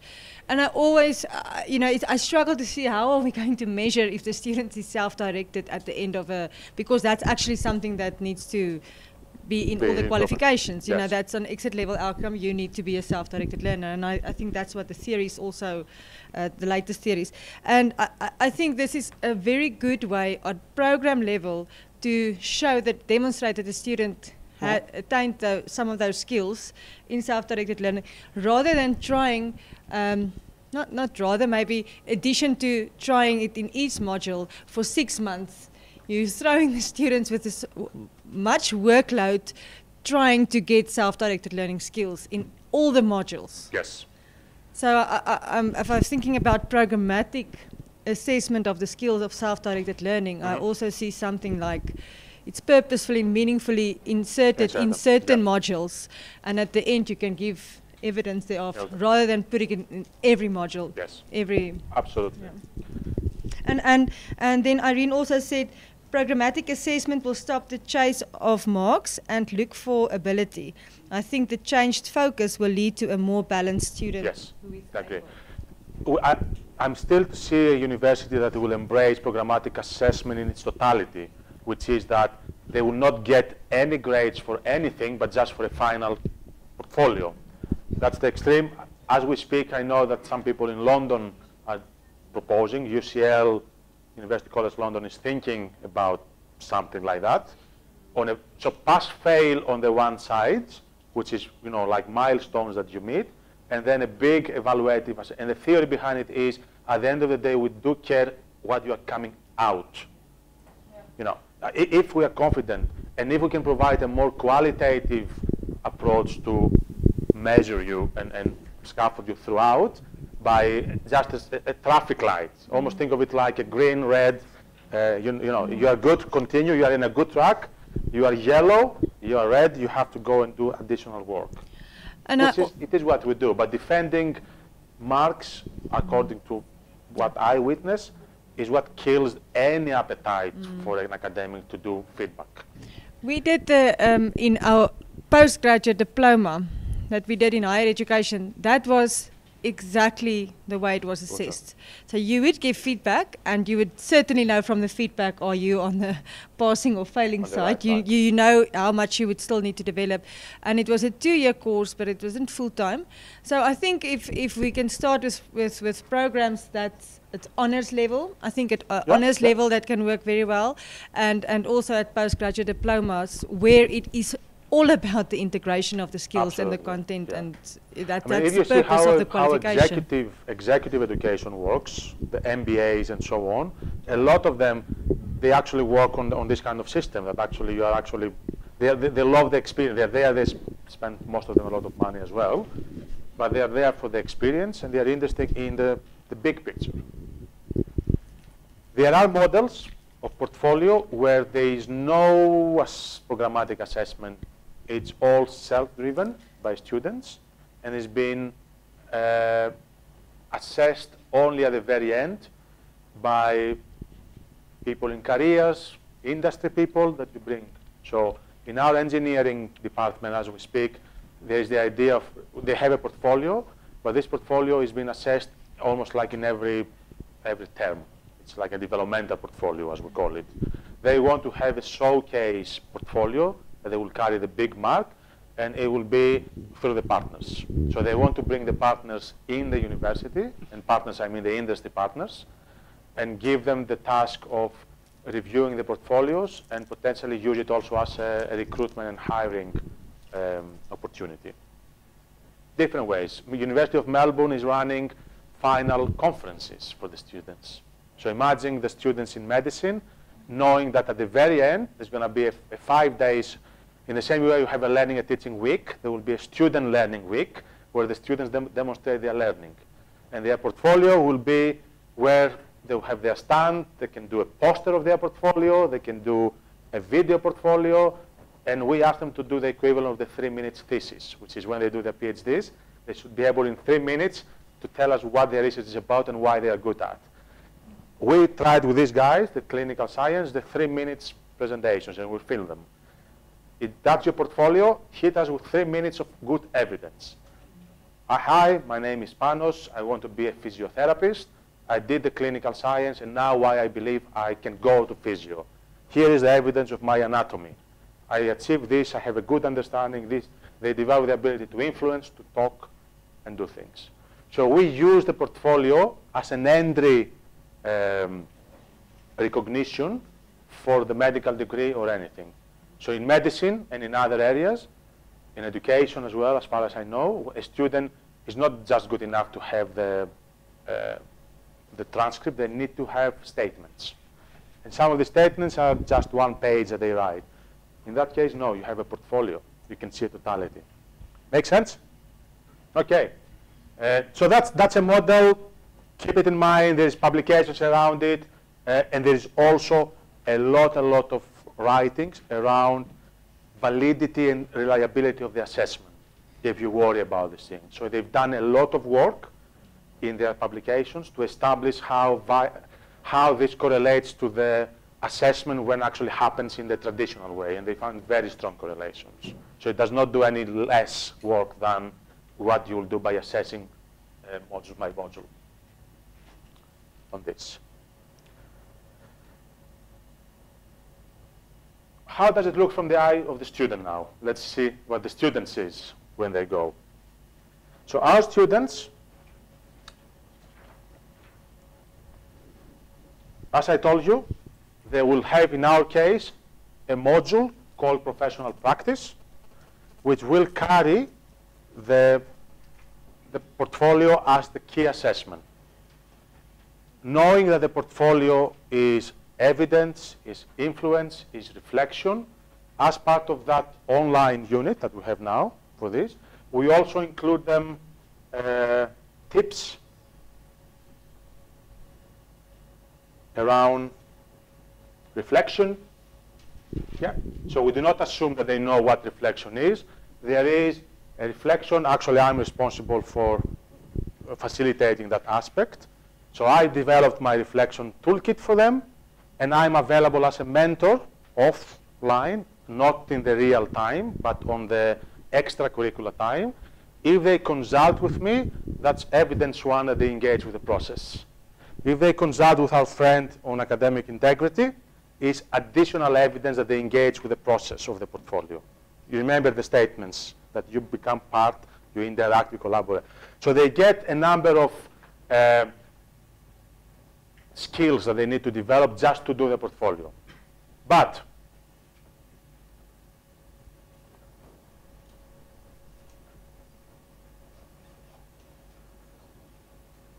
okay, we give them at the very beginning, in the first semester, that was from 2017, I just opened one of the old ones, we do keep an eye on them at the beginning. Because if we lose them in the first semester, that's it. So the first semester is slightly intensifying. You need to find this, where they will have little milestones that they put little small reflections and they get feedback. So this is not big. So there was one March, April, May, June. Pretty much every month there will be an opportunity for them to test out the assessment criteria and get feedback if what they develop is in the right direction. Then when we move to the second semester, becomes once a semester this touch point, and then becomes when the programmatic assessment will look at it. So we are using a very scaffolded approach for this. The rubric looks a bit like that. That's what the initial rubric for them to have. Let me see if that will load.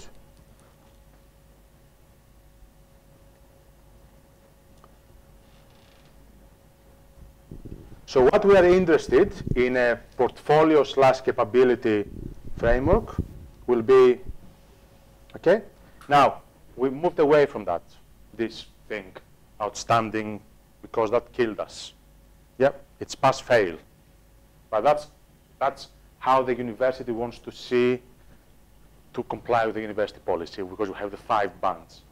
But overall, they get marks or they get ticks for passing it by meeting the milestones, so timely completion, yeah.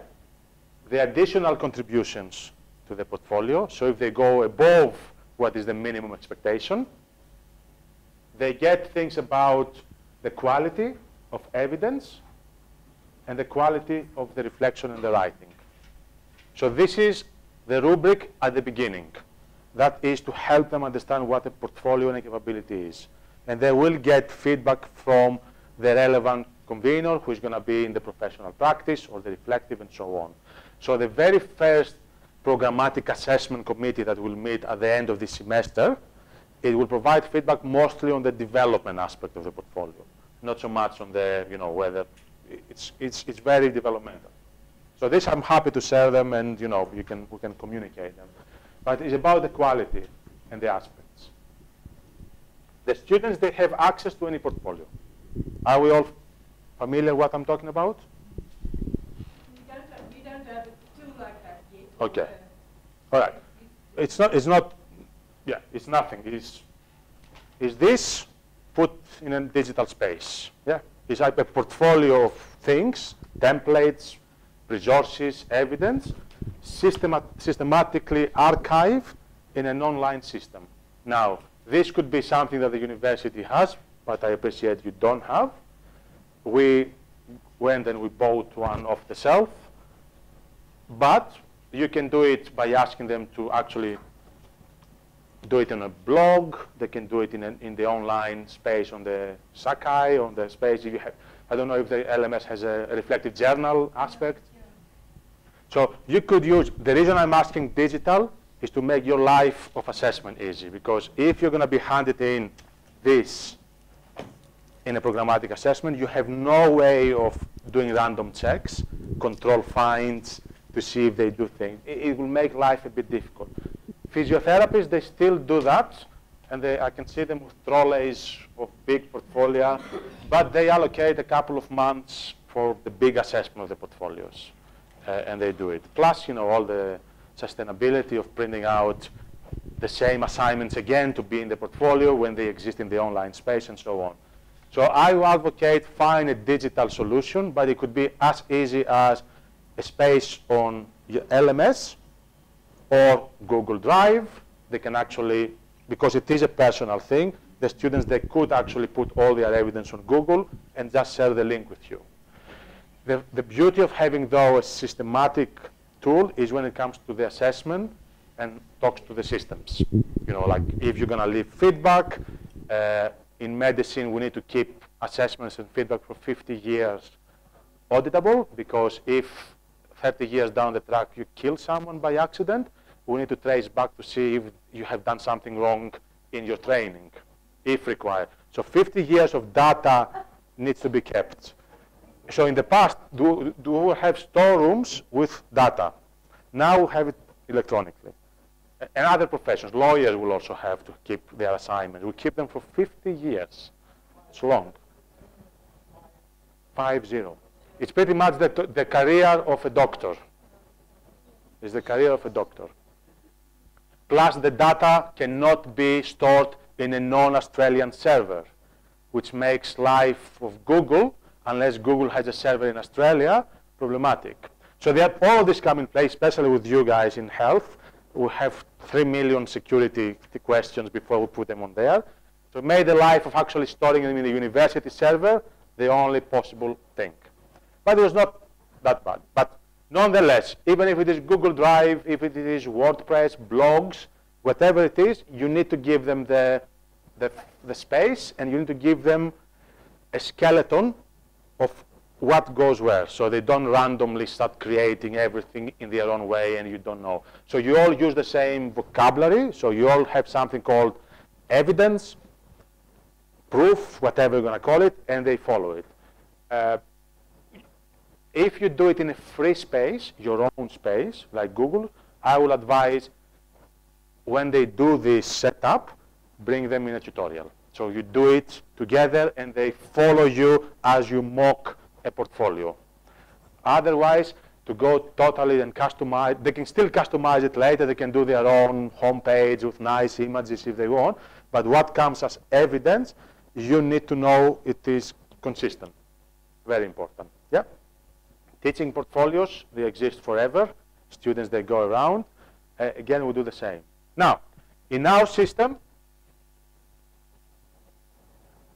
and I will show you, the students, they get access to something like that. So that's one off-the-shelf tool called Pebblebud. It's been with us now for a number of years. As a student, you have access to it, and you will see that the system itself has things called assets, resources. Let me look for it. Yeah.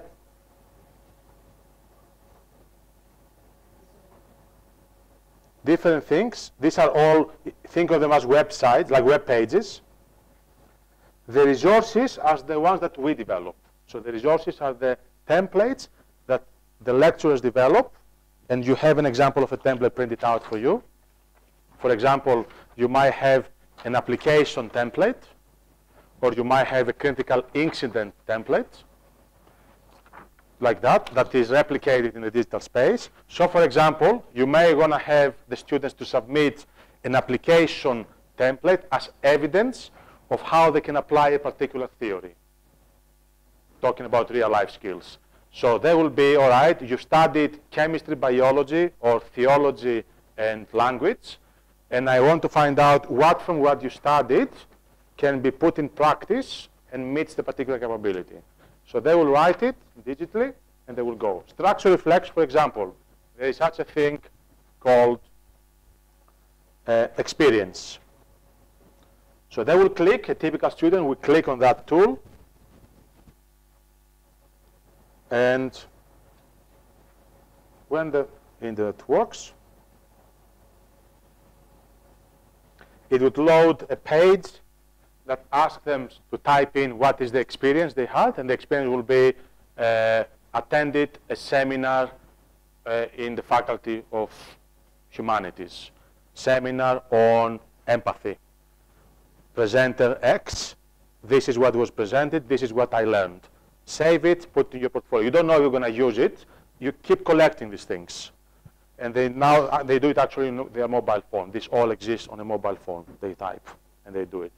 Or I attended a particular thing. Here is click, a little video of me doing this practice. Or here is me attempting in the lab on my own time, not during the structured time, this. And my colleague is recording me and I'm thinking aloud what I'm doing. This is me trying to simulate as a patient, taking the blood pressure of my mother. Just name it. They do crazy things. But they do it. You know, they go out and is that thing is working? I don't know if it's, maybe it's our end.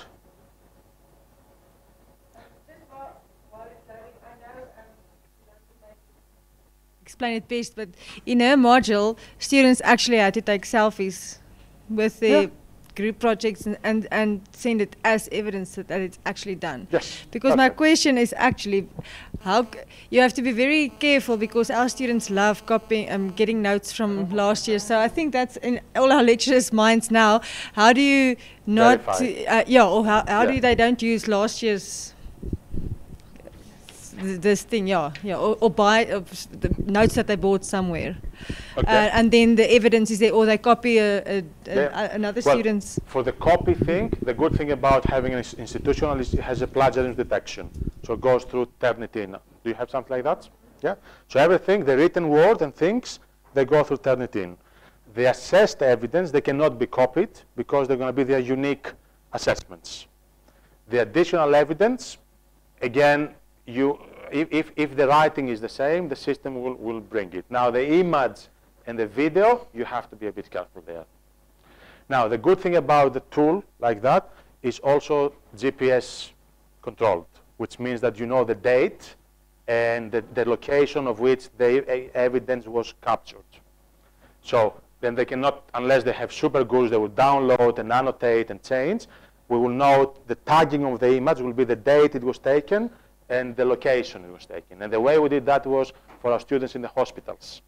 When we send them over to the different wards, and they send them to the North Shore hospitals and so on, and they need to do 20 POSCIs, which is some examinations, or they need to do DPAs. There's a number of assessments they do in the hospital. They need to collect 20, but they might only go and do 5 of them.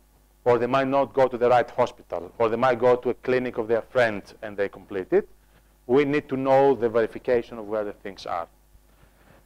I know it sounds extreme, but I'm going down to how important is that this particular evidence needs to be verified, as opposed to just the process of collecting the evidence and analyzing. And there are tools to help you make it things. Portfolios here, they have also a digital signature. Authorization signature that you can attach to every form, which means that if you go to an event and you've done something, you can actually ask someone to verify it. So if you go to a school and you do an observation, you will ask the person that you observed or observed you to verify that they've done it, and you bring your evidence. If you claim that you are in your local church doing community work, you might find someone that they can verify it. And they get to build the capacity of how the real world works. That you cannot go up to a job with a reference that you made up, because the reference will have to be verified. And it's not also good practice and all these kind of things. This is a graduation portfolio, how it looks from the eye of an assessor. So this is a student, he has a graduation portfolio, he's ready to graduate with all his evidence packed in the portfolio. You remember that they had capabilities around scientist, scholar, digital technologies, all these big things that they exist in your document. So they submitted the right evidence to the right thing, hopefully, which we find out now. So if I go to the scientist, so this student now claims 50% of a mark of the capstone unit, which is the final unit, the summary unit, which the other 50% is the presentation they gave. So 50% is their evidence, and 50% is that. So they claim 50% of marks in the final thing on the basis of this presentation. So, use the space below to demonstrate how you meet the 3 capability statements connected to being a scientist. These things, okay, how I do it. And here are the 2 assessments that she chose as the best evidence of meeting the particular evidence.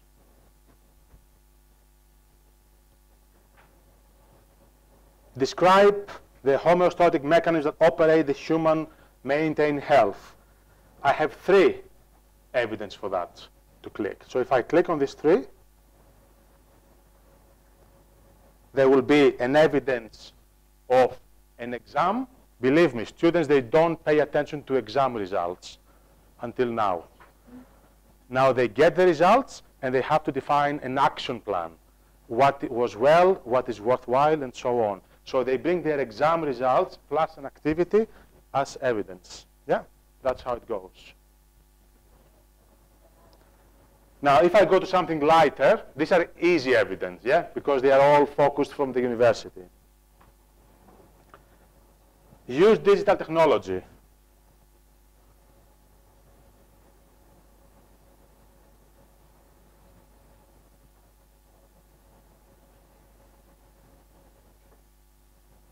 Okay, I hope our online people are watching this. Okay, yeah, they don't have they can follow. Okay, so explains risks and benefits of using digital technology in healthcare or in medical research. So over here, they might have less evidence, still good enough. So I will say there was a debate that it was constructed in an online space. It was an online debate. They've done that. They have to put their resources. Then they have to have confidentiality reports. And then there will be a link either to the report or to the video itself. So it's clear. The template it becomes familiar to the students, becomes familiar to the assessors, and they know. You as the assessor, you can go over here and leave comments, provide feedback, print it, and provide verifications. Now, the verifications is an important thing to have the thumb up that actually someone has looked at the evidence, and they will do that. It's just a click of a button. You don't need to define. So it will be someone, in our case, as I said, we brought an external GP, in that case, to verify the evidence. And they were very, very experienced in looking and seeing whether it makes sense, whether they made it up or whether actually it made sense. And they thumbed the ones. So they've done that for all of the different capabilities. Yeah, behaves, reflective learner, collaborator, communicator, use guides, and so on. And then they have a graduation summary reflection, which is reflect on the personal and university factors that have been most influential in your development as a scientist in the last 2 years. I believe, and then it says exactly what in the degree helped them develop the scientist. Reflect on the factor, how you became a scholar.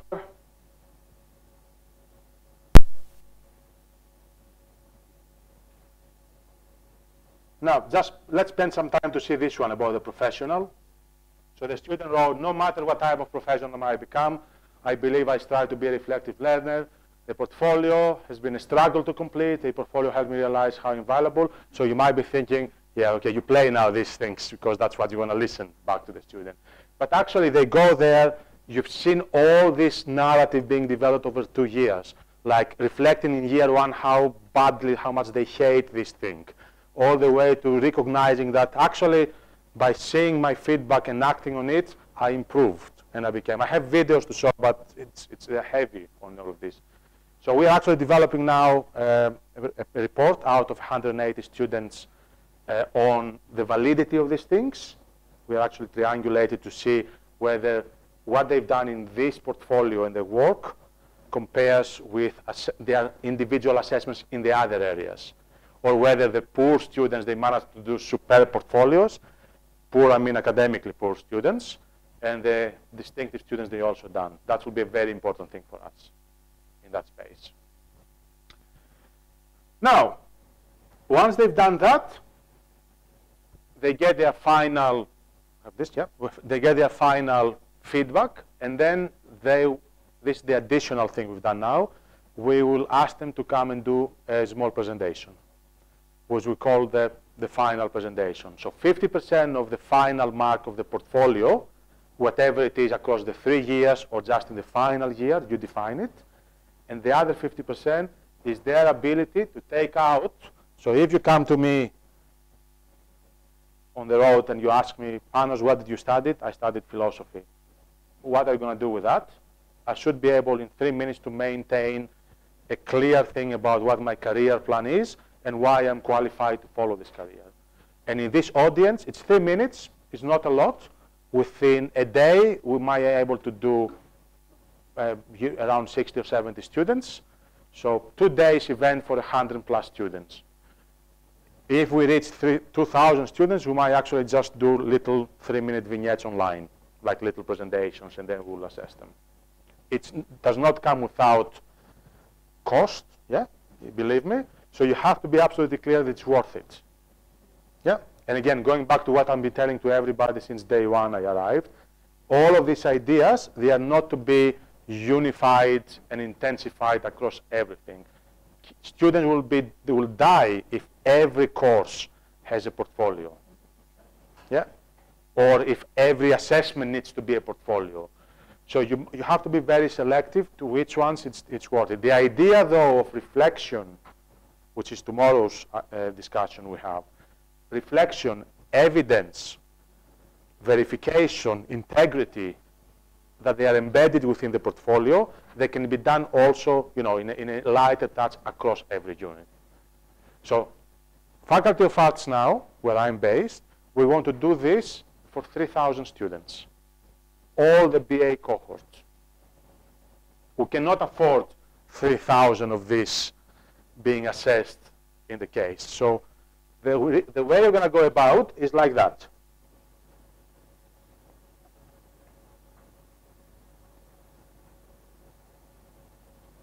And then, let's see if I can play this. Design in slideshow from current slide. We are going to put our students, so our new model for 2020 will be students that will arrive in the Bachelor of Arts, which has 58 specializations, majors, philosophy, sociology, 10 languages, anthropology, security studies, just name it. It's heavy, all of them. But all of the students, they have the green area, and the green area is all together, all the 3,000 students together. And that is 2 foundation units, one of which is an introduction to humanities, and one of which is an introduction to critical thinking, all setting the foundations for reflection, thinking, capability-based, all of these. So they will be introduced to the big idea of the portfolio and how all the other little things, the majors that they will choose, they should be linked to their career. So we expect that someone who studies ancient history nowadays, they should develop an ability to know what they're going to do with that. Because otherwise, we find out that they will drop the degree halfway through, they will choose to move from ancient history to anthropology, try it out, they don't like it, they will come back. So they will change 3 or 4 things. We want them to keep together. So the portfolio becomes a dotted, non-formally assessed piece of work, but aligned with a mentoring system. Okay? So what we tell them is, you need to have a portfolio developed in these milestones, and the assessment of that is spread in key modules across the 3 years. So there's no portfolio module per se until they reach the capstone, where the portfolio will be assessed. But in each of the majors, all the majors, they have 8 modules. Every module, the 8th module within the major is almost like a summary module. So what did you learn from ancient history? So we will link this unit to their portfolio. So they will have units that they will carry parts of the assessment as we go. Yeah, little touches. There will be additional support through, we have what we call a student-supported system, the peer-assisted learning, PAL. So we'll train the mentors to be able to, so anything that they will go and do within the BA, it will be linked to their portfolio. They're going to get student advice. Someone will have access to their portfolio. They will see what they've done. They want to do something around academic skills and integrity. They will have to have it. So it's going to become an organical thing of their progress. Then PACE is actually work integrated learning. So they go to work integrated learning. Everybody has to do it in the university. All of the students, they do work integrated learning. One, even our anthropologists, everybody will go out. They go there and they will bring additional evidence for their portfolio from real life.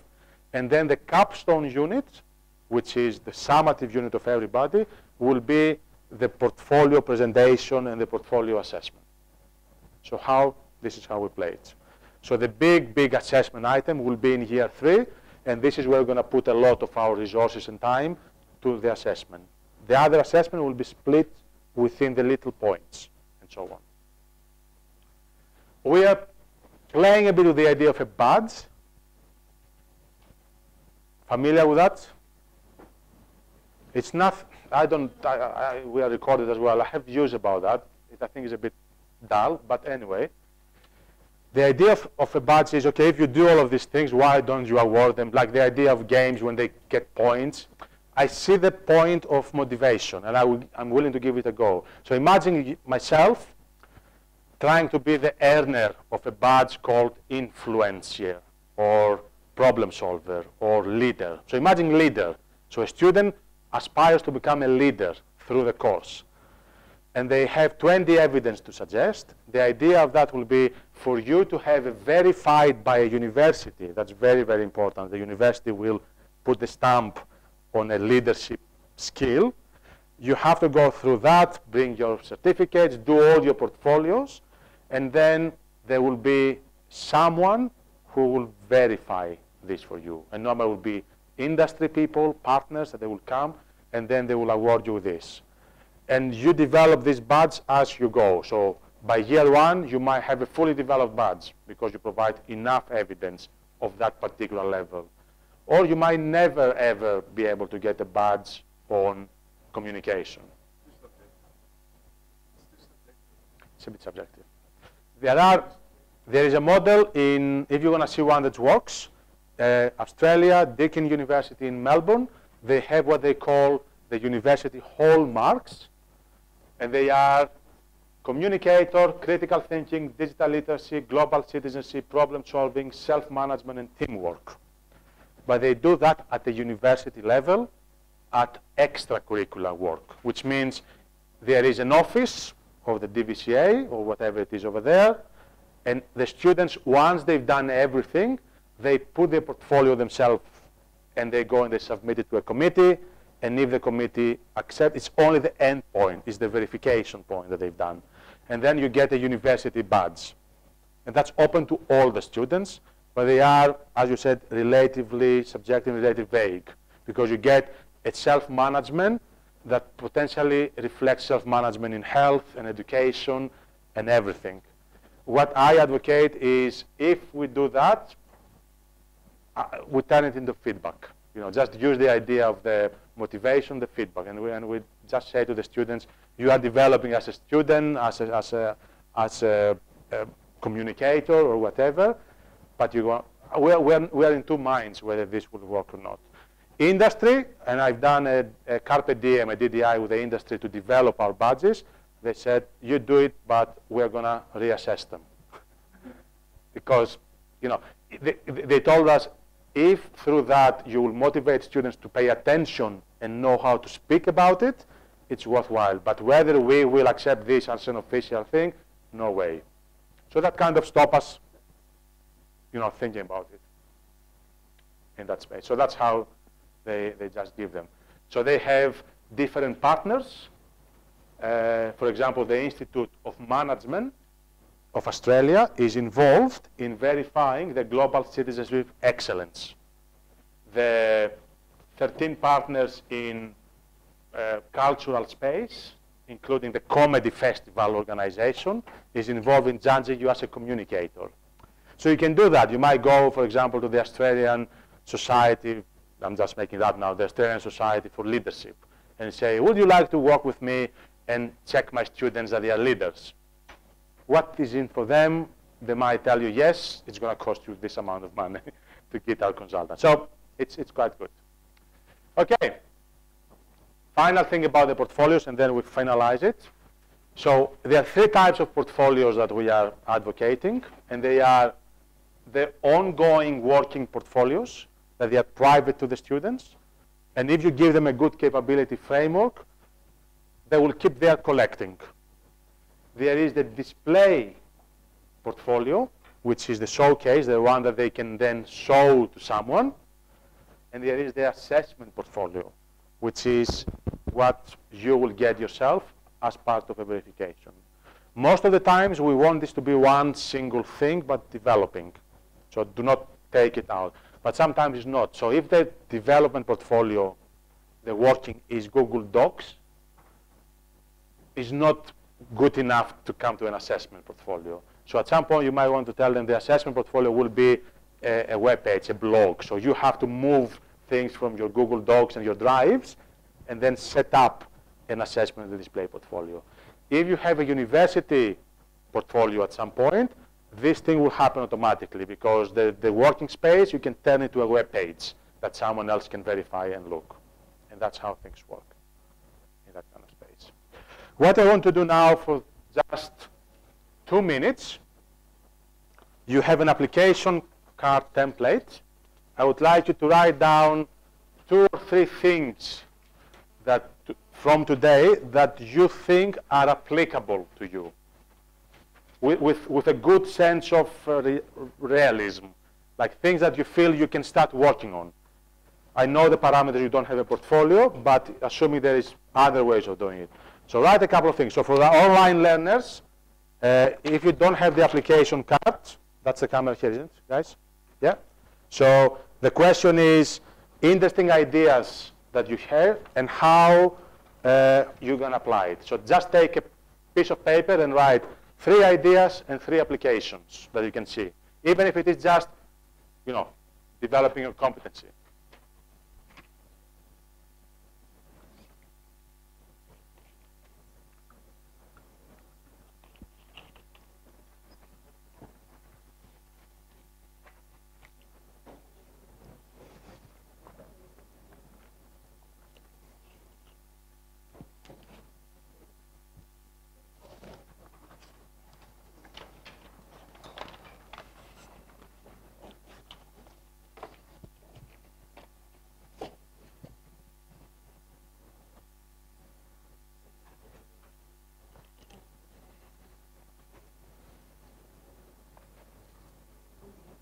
If you don't have the application card, do you have one?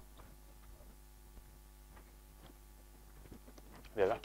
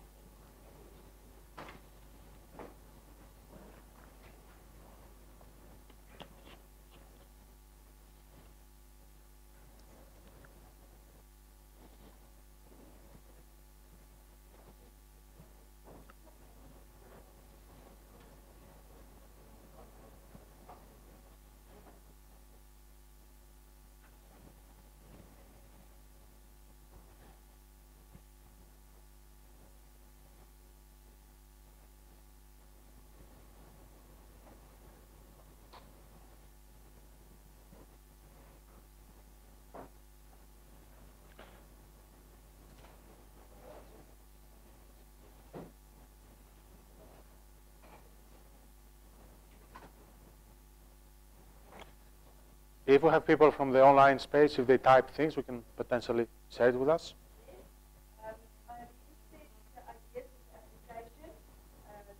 My students need to save all marked assignments online in a systematic order and write reflections for themselves of their ability. It's a very good start. Like asking the students, once they receive an assessment and a result and feedback, to write an action plan as a reaction to that and put it somewhere is a very good first evidence that they are improving towards one direction.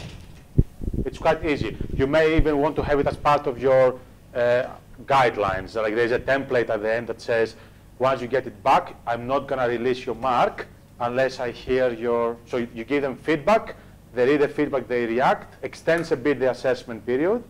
Again, you don't overdo it, but in some very, very important tasks, there might be one in the semester, you ask them first to react to the comments, and then you reveal the mark.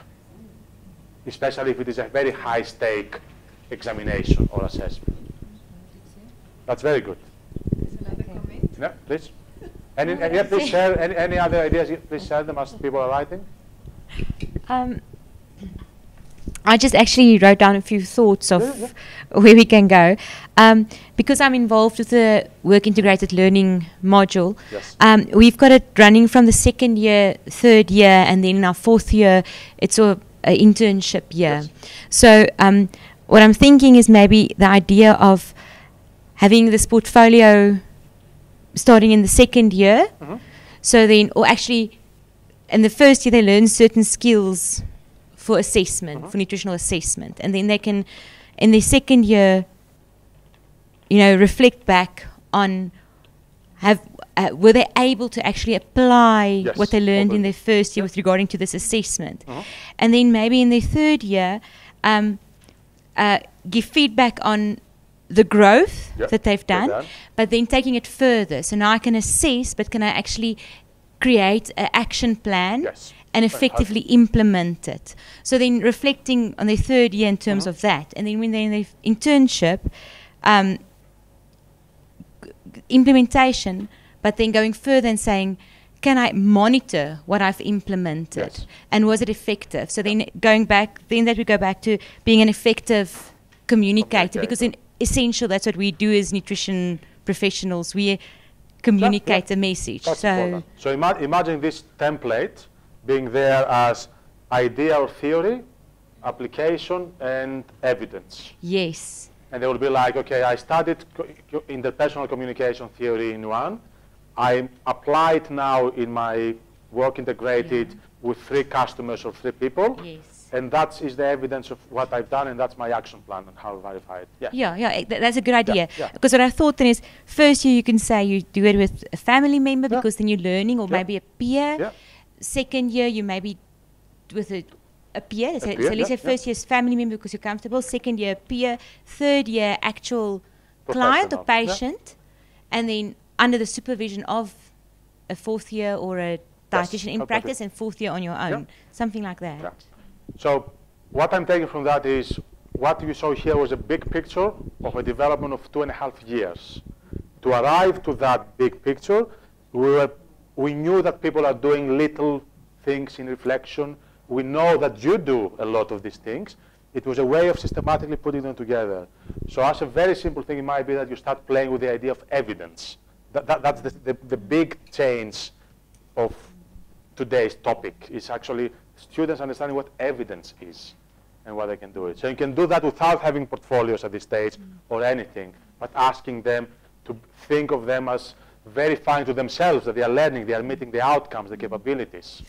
Panos, if I can just, the word comes up by me, a learning-centered approach. So that's also somewhere in our strategy mentioned, that we have a student-centered and a focus on learning. If I hear what you're saying, it's not about what they put in there, it's about the reflection, the action plan they set up. How did I do? How am I developing?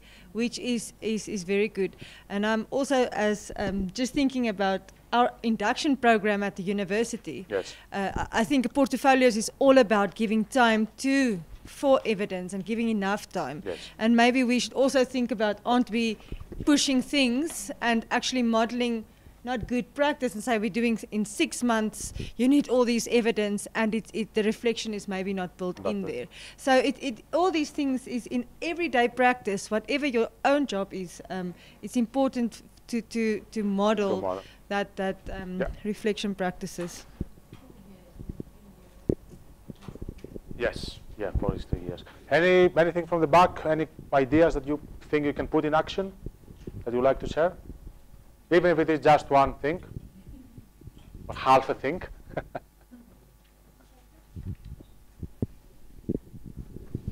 I think we're in the fortunate position, all of us are from recreation department. So it's a very practical, but it's become a very theory-based as well. So no longer do we focus just on the adventure side, which is outside. We're focusing on the techniques, the group dynamics, and all those things.